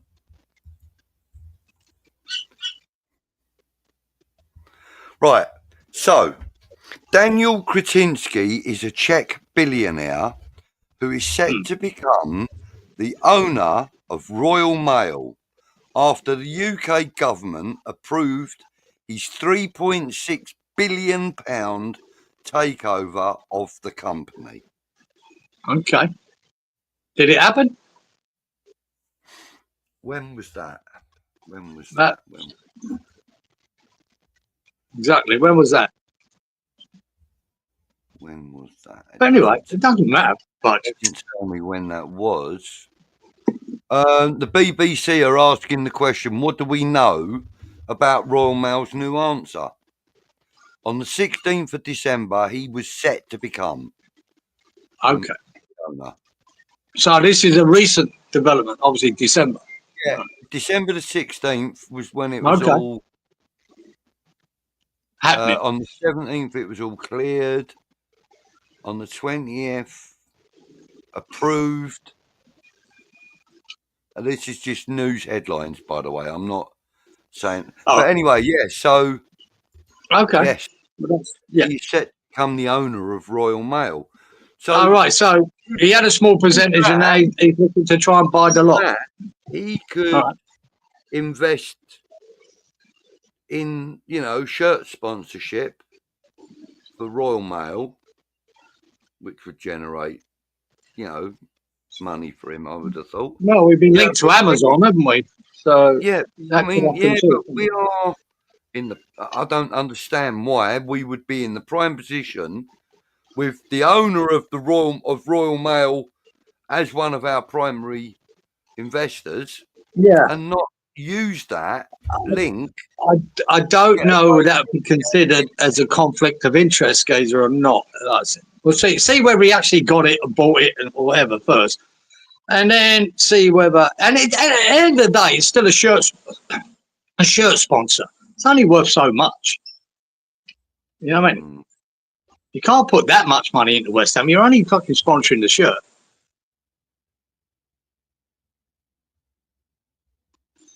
Anyway, doesn't matter. Good point, Colin. He says, Budgie, I'm not sure that Potter will keep Salah. I believe he will want his own players in that position. You're probably right. Right at this moment in time, I think Salah's the man, though.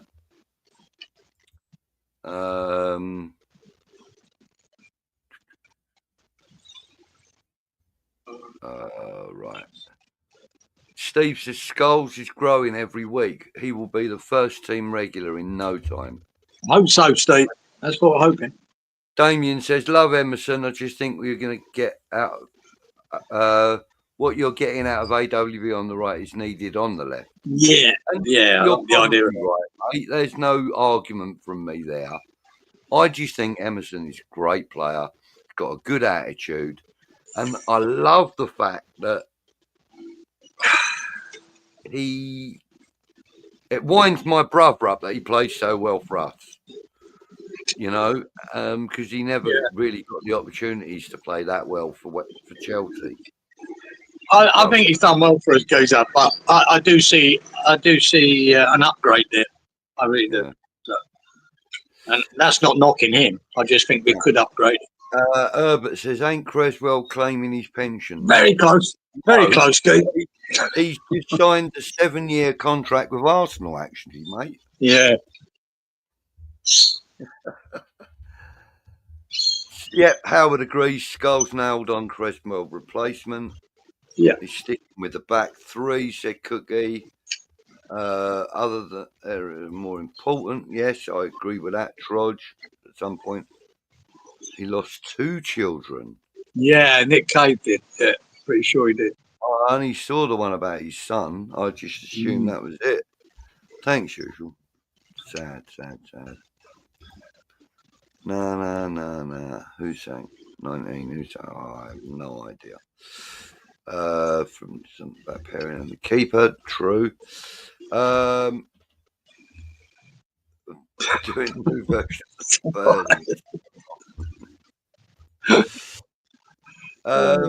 Right. So Damien says that's how I see it. But Scholes replaced Krez, sell Emerson, who I reiterate I love, and upgrade in that area. 2 top wing backs would be a joy to watch. And you're right, Ian. You have no argument with me. I think Scholes is definitely a perfect number 2 for this year, and maybe some of next year while he grows into the position. No, I don't think for the rest of this year we've got Emerson, and he's a but I'm talking about when we're talking about the future. I think Damon's right. I just think Emerson we could upgrade. We can. Like I think we could, this year we could upgrade from Sufal. We brought in Wan-Bissaka. And it's that sort of upgrade we need to keep continuing. I'm hoping Potter sees it that way. Don't we stick with players far too long, geezer. We stuck with Antonio far too long. We probably stuck with Cresswell far too long. Much as and I've got nothing against these players. I love watching Cresswell take the pitch. I love it. I love it. But we stick with these players too long, and we don't upgrade and move on. And I think maybe Emerson, we got a good 2-3 seasons. What if this is the scenario, though? What, mate? What if this is the scenario? Potter decides, okay, Cresswell, you're going to leave. That's fine. You deserve that. And good luck to you in the future. Emerson, I'm shifting you down to the backup. And Ollie Scholes, I'm bringing you in as my number one. Possibly. If he continues on his progression, that's a very good possibility. That could be it. Whether that's good enough for Emerson, he doesn't want to be on the bench, is another kettle of fish. Or we look at it that we could still get money back for Emerson, which I think we can. It might be good for the team as a whole. Who knows? Kylie, back in 5. Howard said, Sunita, you could see her growler when she was on stage. Yeah, lovely girl. Lovely girl. Wouldn't like to knock her, Howard. Apparently, Emerson's going, according to Colin, he's heard that Emerson's going to leave because of family reasons to do with his children, probably. Don't know. It makes sense, and Sabrina, yeah. Boys. Fucking Barbara Streisand. That's it. Mate, you want to boy. Barbara Streisand, gorgeous. Best, sexiest nose in show business. Barbara Streisand. Beautiful nose. I fucking worry about you sometimes, mister. I've always liked big noses, geezer. Apart from them fucking Tottenham cunts. But I've always liked big noses on birds. I always liked old Barbara Streisand, mate. Cracking nose. Sexy as fuck. Yeah. Oh, good morning, Darren. No, Darren. Joining us, bud. Morning from Bangkok. Yeah. Oh, dear. Saga was only good for one game in the Euros. Men behaving badly. We all love Kylie, especially for me. Yeah, we love Kylie, mate. Yeah. Steve Hardcastle. Oh, remember that name? Yeah. Yeah, he was a good singer, wasn't he? Yeah, or musician, but there was also a player called Paul Hardcastle was the musician. Oh, was it? I think Steve Hardcastle was a footballer. Oh, is he a footballer? Right. I believe so. Maybe I'll pick that Paul Hardcastle. Well, I was just going with the music theme there. I thought he was back into it. Here's a name, a blast from the past for you. Steve Highway. Oh, fuck yeah. Liverpool legend. Yeah. Great moustache, too. I remember seeing him almost karate chop a West Ham supporter in the face. Oh, no. He was going down the tunnel, and somehow a West Ham fan had sort of got near him and was, I don't know, giving him shit, I suppose. I don't know. And as he was walking down the tunnel, I think he'd just been sent off or subbed or something for getting a yellow card or whatever. And like this fucking Hammers fan got right in his face. He was like this. He was fucking going to chop him right in the face. Yeah, he was a great player. Always wore a number 8 that I remember. Oh, no. Always seem to remember him wearing your number 8 shirt. I thought he was a winger. But that's me just... Oh, yeah, mate. Maybe it was actually, you're right. Number 11, I remember him. Can't remember. I get it. Fucking hell, just about memory. His number. But yeah, He came up on a quiz thing that I did this morning, and I didn't get it right. And then when the answer came up and it was Steve Highway, it just made me think of him. I thought, God, I ain't heard about that name for years. Right. The Bowen goal was brilliant. That finish was superb. The shape of his body sublime. Inevitable, Jared Bowen. Absolutely. Peter says Henri over Shearer. Me too. Me too. Tough one. Tough one. It's a tough one, man. Both quality. Simple as that. I can't. I don't like comparing players anyway. Yeah, but that's what I was saying about Saga and Jared Bowen. Two completely different players in the same position. Both quality. Who would you drop out of the two of them? You know, don't. You'd have them both on the pitch, guys. I don't care. Play where you like, Geezer. Either put Shearer up front, let Henri run around the midfield, do what you want. I don't care. Fucking brilliant. Sam Fox, the most recognisable chest in the world. Oh, paid the most recognised pay-free girl ever. Yeah. Paul Hardcastle. For a midget, she done well, didn't she? There's not many midgets done as well as her, apart from the geezer on Game of Thrones. He done all right. I don't know. That Kenny. Oh, that was it. 19, Steve. Yeah, no, 19. That song, Paul Hardcastle. Kenny Baker done all right. R2D2.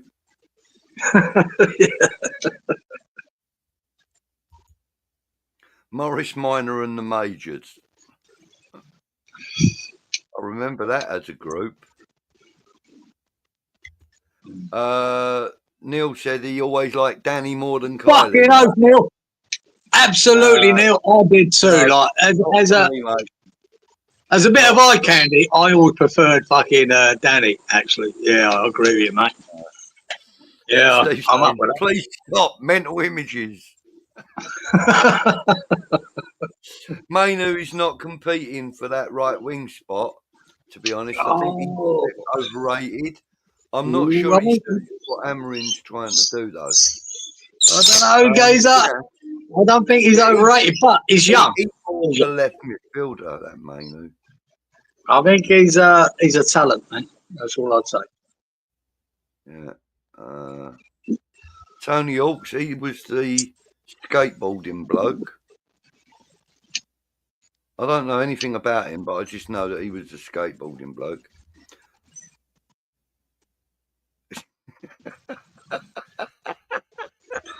Howard, bang on right there and all. Budgie says to the Irish fella, in English football, it's not everyone's cup of tea.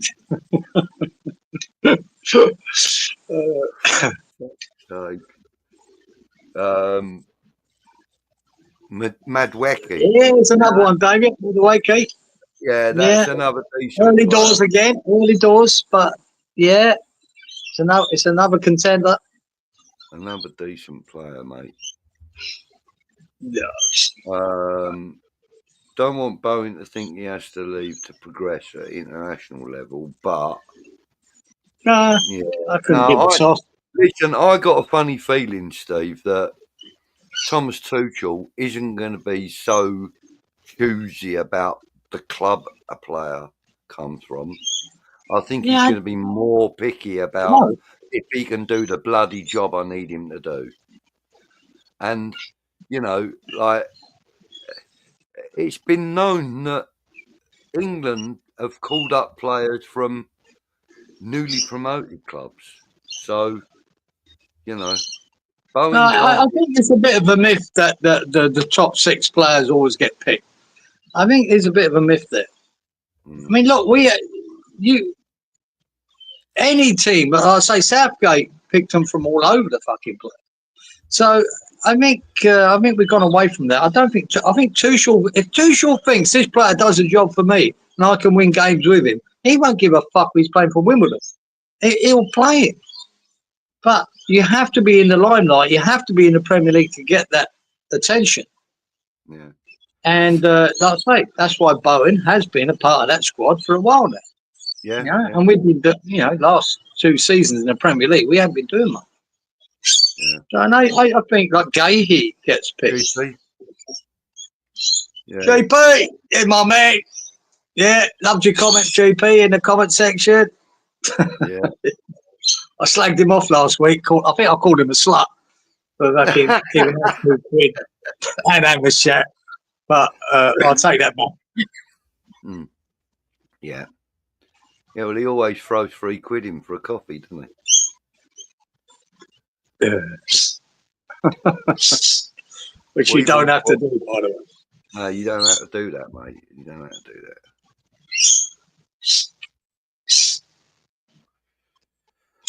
Oh, smoky me eye. Da blip block blip. Yeah, right. Okay. What are we talking about here? Damien, I think Bowen will have a great chance of England considering Saka's injury. Can't be rushed back, so it's got a chance. Yeah. Yeah.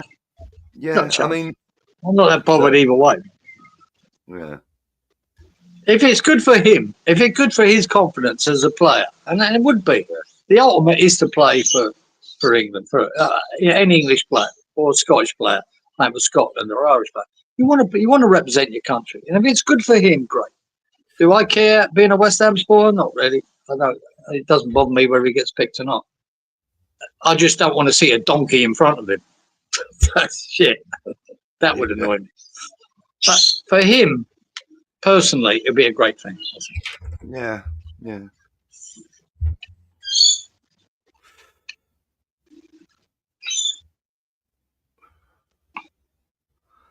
Damien says that he thinks that with Saka available, he still gets picked. Ooh, big call. Big call. Yeah.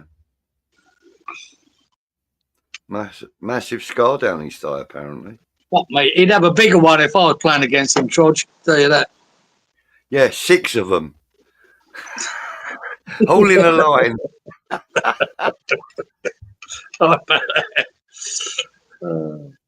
You can dance. I'd love to know, right, playing against him, whether I could actually catch him to kick him. That'd be interesting. Well, not now, but back in the day. He is sharp. He's bloody quick, man. He's sharp. Was you a bit rapid on your toes then? No, I weren't. I had a very good footballing brain about defending, about when to go close, when to step off, when they were going to turn you. I was really good at nicking the ball off players, right? Yeah, who were quicker than me, because I read what they were going to do. But no, I didn't have the pace. If they knocked it past me and it was a foot race, I was fucked. So I couldn't let them do that. So I have to up them as they got the ball, or pretend to up them and then stand back and let them turn and then take the ball. I was quite clever at that. But yeah.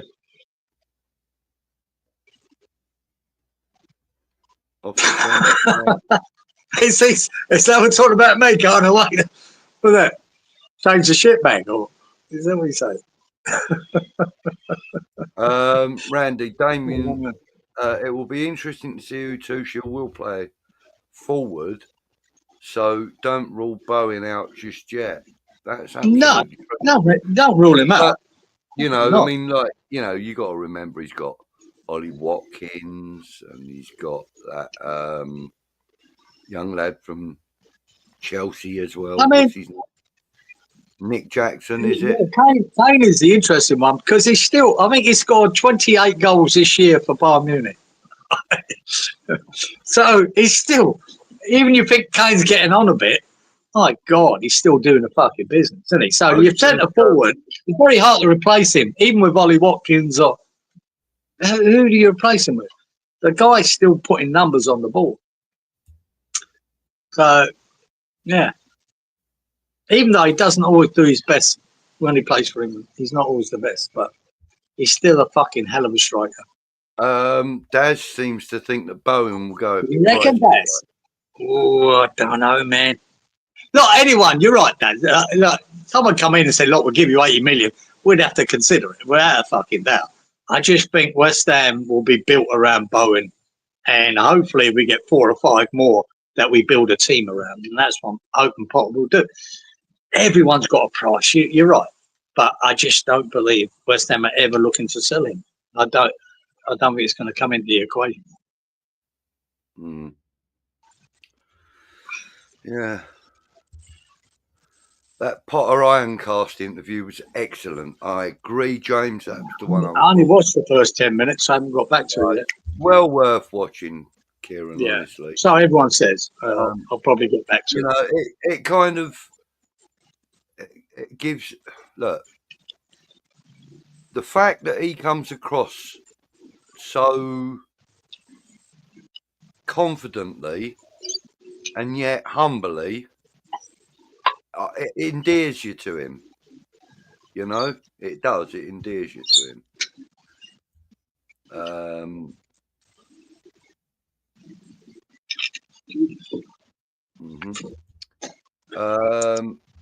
I want to be adored. I remember them lyrics. Full Gold, good track, yeah. Great game.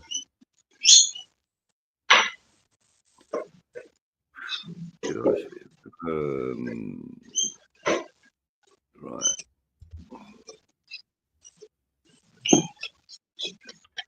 Yeah, that's talking about that.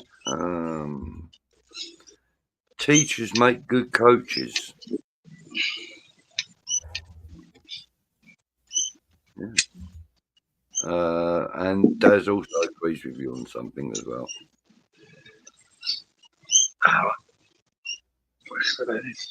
Man, you do miss Alex Ferguson very much so. Did Budgie just mention we're European Cup winners? I certainly did, sir. I did indeed.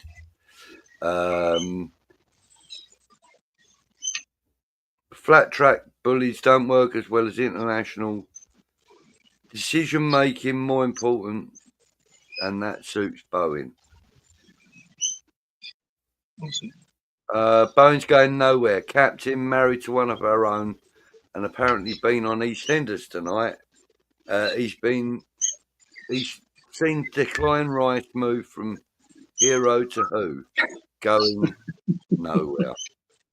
I can hope so, Boogie. That's why I didn't want Liverpool to lose tonight, because I want to see the progression of Liverpool rather than Arsenal. I don't want them to win nothing. Nothing. Yeah. And there's another man that would chop your legs in half. Chopper Harris. Rod Harris. Yeah. Mark says, bite your legs, Norman Hunter. That was, what, quarter past? Still 50. Early 70s, that. Look, there's so many comments. I'm still 45 minutes behind. So what I'm going to do, because we've been going for 2 hours, I'm going right to the bottom. You'll have to. And I'm going to put in here. Good evening, Iron Disciple. There you go, right? No. No. No. And apparently I'm falling. No, haven't heard of them. But thank you for joining us, Disciple. That's very good of you.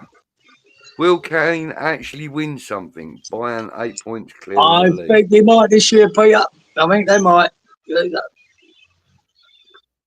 Yeah. And it's not Harry Kane. I don't want to win anything. I'll be happy for him to win something there. I just laughed when he didn't do it last year, but Leverkusen had an unbeaten fucking season. His luck was out, mate. He scored about 1 million goals, and Leverkusen had an unbeaten season with the league.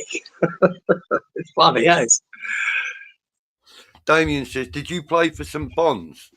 If so, what colour did you wear?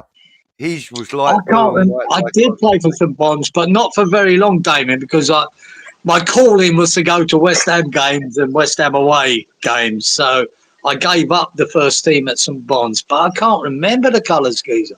I remember our brown fucking jacket. And the school uniform, the big brown jacket. It was horrible. But I don't remember what. I think it was blue. I'm amazed it wasn't claret and blue because of the affinity we had with West Ham as a school at St Bonaventure's.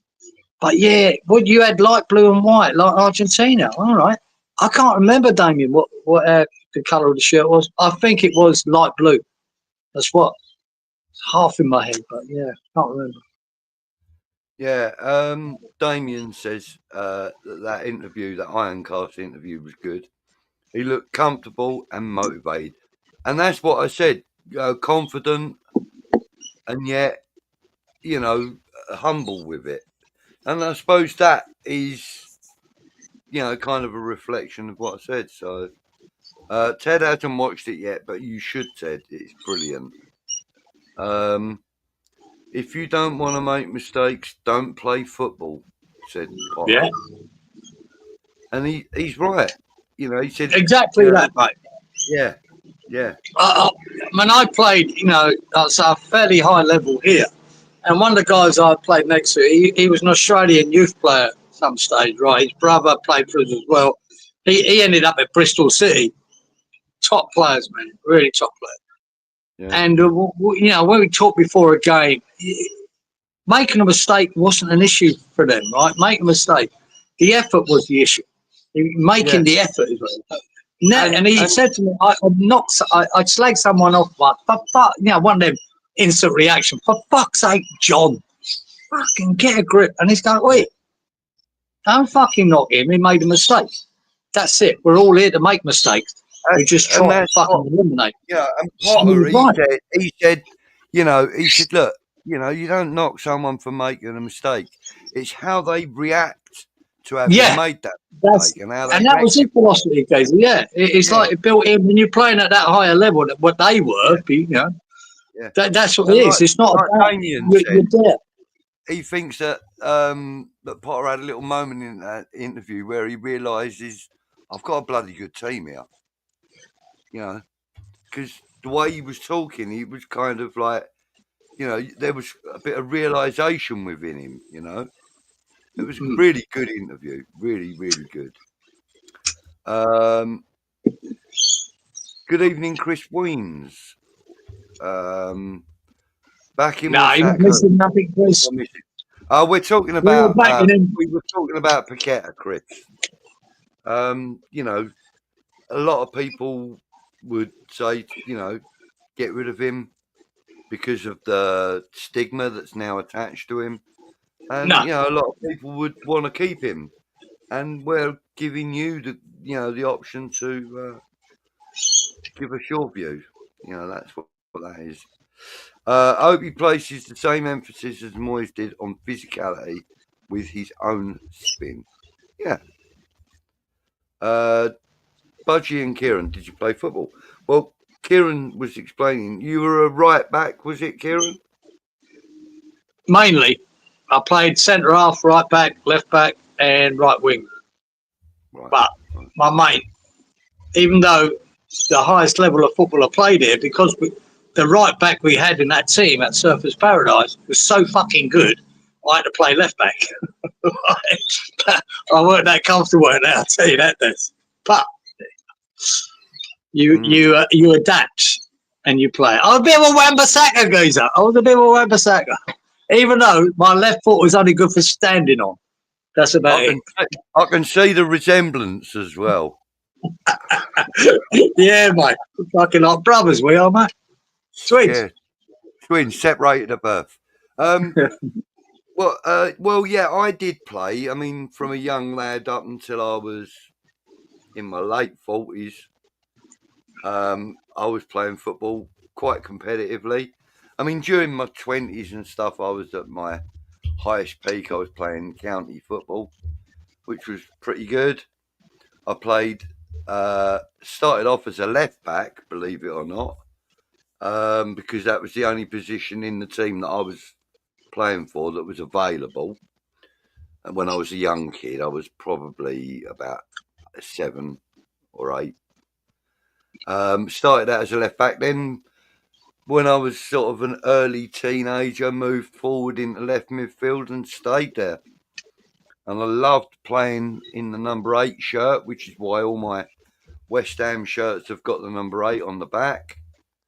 And yeah, that was me, mate. I played county football for a while. But do you know when they usually got play a team that you go in and get the shirt? If I had to have number 2 or number 4, right? Because Billy Bonds was my hero, right? He played it right back and he played in the number 4. So I had to have one of them. If I didn't get it, I'll be fucking fuming. Me too. I mean, I remember one time I was in my late 30s, and I was playing for. Actually, I was playing sort of like I was a part-time substitute for my nephew's team, who was early 20s at the time, and I mean, I was just doing it for a bit of fun. It weren't very competitive for me at that point. Yeah, and we went to go and play this team. We were away, and we had to travel about an hour to get there. And when we turned up, they said, "Look, boys, we don't want to put you lot off, but we've only got 9 players. 2 of the lads ain't turned up, and none of our subs have turned up. So we had like 3 subs or something." And my nephew said to me, "Look, Clive, you're not likely to get a game. Do you want to go and play for the other lot today?" Yeah, I've had that before. I just want to kick a ball about, you know. And they said to me, "Oh, look, go in the changing room. There's a shirt hanging up there. Hanging up. It was thrown over a fucking railing. But yeah, there was this one shirt left out for me, and it was the number 9. It was the only shirt they had left out. So I wore it, and they said to me, "Well, as you're wearing the number 9, mate, you might as well play up front." So I did for that one game. Scored 2 goals that game as well. Yeah, bollocks. You're making it up now, mate. Making it fucking bullshit. Bullshit. They gave you number 9, all of a sudden you scored 2 goals. You're fucking making it up. I did, mate. One was a tapping, proper tapping. Yeah. Budgie. We still lost 5-2, 5-3. But yeah. Why did you score an hat-trick? Fucking rubbish. Sorry, Steve. Yeah, we're going to be wrapping up anytime soon, mate. But please feel free to watch it back. It's been entertaining. Keep hearing Grealish is coming to West Ham. That Chrissy boy. I don't think that's happening. Couldn't afford his wage for one. No, that's not. Cookie, good night, mate. He says if you ever get to the end of the chat. Okay. Yeah. Top Show Boys says, Daz, thank you, Daz.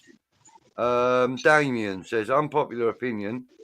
Bet Mavropanos turns out. Tricky one, that, Damien. I don't know. It's possible, mate. Possible. Howard, I'm not too sure, but thank you, Howard. Excellent show, Budgie. Kieran, thank you, Ted. Top Show Boys says Daz. Potter had some great quotables. The whole game, you're constantly making mistakes. You start a game at a disadvantage. It's how you react to them on the pitch. Yeah, I mean, that's what a manager does, is how you react to everything, you know. And that's why I hate when goalkeepers make a serious, horrible mistake. You can't blame them, man, because a mistake by a goalkeeper normally leads to a goal. And players out on the outfield make mistakes all the time and get away with it. And I think Dawson was one of them. He used to make a major mistake nearly every game. I keep saying it, but he seemed to get away with it a lot. A lot of luck was on his side a lot of the time. But and I don't like slagging people off and making mistakes. They don't do it on purpose, man. They don't make a mistake on purpose. That's what we got to remember now. I've seen West Ham supporters. I remember one in particular, a YouTuber, who slagged off when Cresswell got sent off. Was it the semi-final of that Europa? Yeah, Europa League, and I never want to see him playing a West Ham shirt again. I never fucking slaughtered him. called him at the C word, everything. And I went, wow, he made a mistake, man. What the fuck? Have you ever played football before?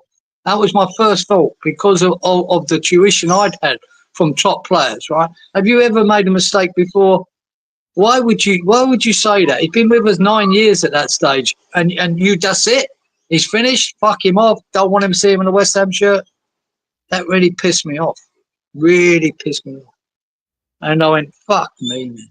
If that's all it takes, making a mistake, and that's him finished. Jesus Christ. Never mind the 9 years he'd put in before that.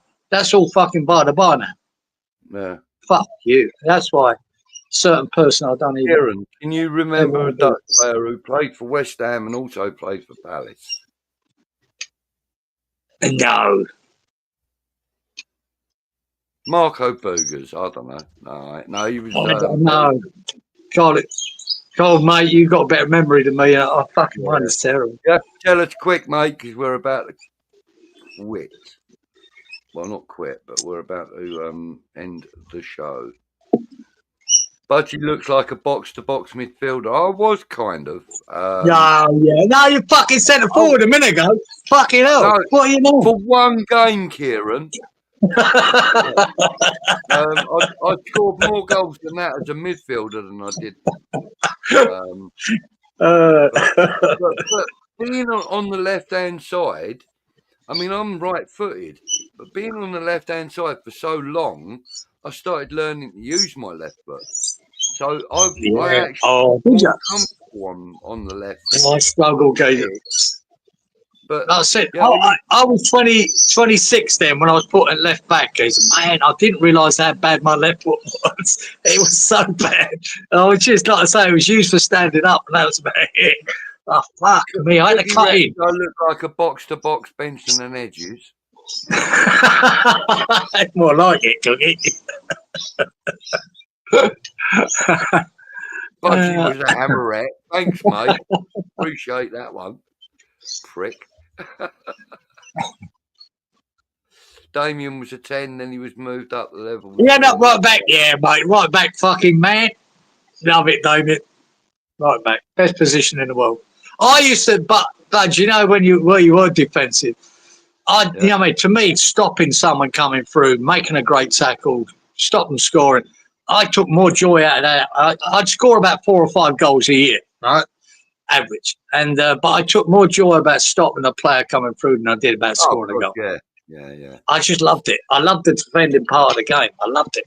And I think we're losing that art these days, right? Because, everything. I see great tackles every week now in the Premier League, and the guy gives a free kick or he gives a yellow card, and they're great tackles. And you go, oh, for fuck's sake, I'd never survive in this environment. Couple of people are asking, am I left-footed? No, I'm right-footed, but I did train myself to use my left. At its best, if I was to say at its best, my right foot on my own personal level was a 10, then my left was a 7. It was never as good as my right foot, never. But I could use it. No style, but jeez, my left foot was a 2, Geezer. Terrible. I could pass with it. Iron Disciple says, Budgie had me laughing my head off on the early doors show. Liverpool lost. It was great. Go on the Plymouth. You had me dying. It was classic. I was drunk. I was in the pub with all the Liverpool lot, wasn't I? Including the landlord. Yeah. I was giving them some shit. Good skill. Mate, I even went up to a woman who had a green woolly cardigan on, right? She must have been in her 50s. And she had this green woolly cardigan on, and I said, could I borrow your cardigan, please, because it's green? I want to go and wind up the Liverpool lot. And she went, oh, yeah, go on, with pleasure. She turned out to be an Everton fan. And when I told her I was going to wind up the Liverpool lot, she gave me her jumper, her cardigan. So I was sweet. Out of all the fucking scousers, wasn't I? It was great. I had a right laugh, proper laugh. Damien always wanted to play defensive midfielder. Yeah. Well, I sort of did. Yeah. Yeah, look. Cookie says he was my best, Kieran. 6'2", eyes are blue. Watch out, you lot. What was it? No, what was it? 6'2", eyes are blue. Bobby, Billy Bonds is Billy coming Bonds for is you. after you. Yeah, coming for you or after you. Yeah, it was my favourite Cookie, son. I only had 2 posters on my walls growing up as a kid, and one was Billy Bonds and one was Bobby Moore. And I just got inspired by Billy Bonds. He's just his tenacity. He's all out, fucking for the whole game. His effort. I sort of modelled myself on that. And that's how I would. Just wanted to win every tackle. It was, I loved the defensive side of the game, and I think it's an art that's dying because of the rules now. I really do. It's a shame. Yeah. Tough. I don't think Billy Bonds was a particularly dirty player. He was just a tough, hard player. And he'd take you and the ball, which I did. I'd take the ball and the player, bang, take the ball and put the player up in the air. I thought that was part of the game. And it was back then. I'm just not sure it is anymore. Give it another half hour, Kieran. Yeah. See? That occasion that I played centre forward for another team was the only time I ever scored more than 1 goal in a game. Only time right. ever. Well done. Yeah. You know, you said you probably averaged 5 a season, right? I probably averaged nothing more than 6 or 7 myself a season. Yeah, the one season I had 9, but the season before that I only had 3. So, you know what I mean? Yeah, it was like that. The games then. Yeah. I was playing at the back and I'd score 5 a season, I'll be happy, yeah. I scored a few headers, Gazer, believe it or not. I'm only 5'10". Yeah, but I did score. I was quite good getting up on the edge. I was good at timing the ball for a header from a corner or a free kick coming in. Yeah. So I scored a few from that. It's funny that that Cookie should say that, though, about me shaking hands with Pele after my hat-trick. Right? when I have this little video here that... oh, no, I deleted it. Do you remember the old one I did with the old tractor and that one? With the... Not the tractor, the old video I did for you. And I put on there that you would talk about your role in the 66 Cup final. Right. But anyway, boys and girls, ladies and gentlemen. I did score 1 hat-trick, Gazer, in a 7-a-side, the East London Floodlit League. I used to run a team in that. And I did score a hat-trick one night. But it was 7-a-side. So there you go. But that was the only time. Take that. Yeah. Right. So, boys and girls, ladies and gentlemen, we are out. Thank you, everybody that joined in, everybody that commented, everything else that goes with it. Please remember, every Wednesday, 10 o'clock, unless you hear differently. And if it is different, it's usually a little bit later. Not very often will it be earlier. Looking to get somebody in with us next week. Not going to say who it is yet. I'll let you know afterwards, though, Kieran. Right. Talk to you all later. Hit the fucking like button. Hit the like button. Make an effort, for fuck's sake. Yeah. Come on. Hit that like button. Take care. Later. See you next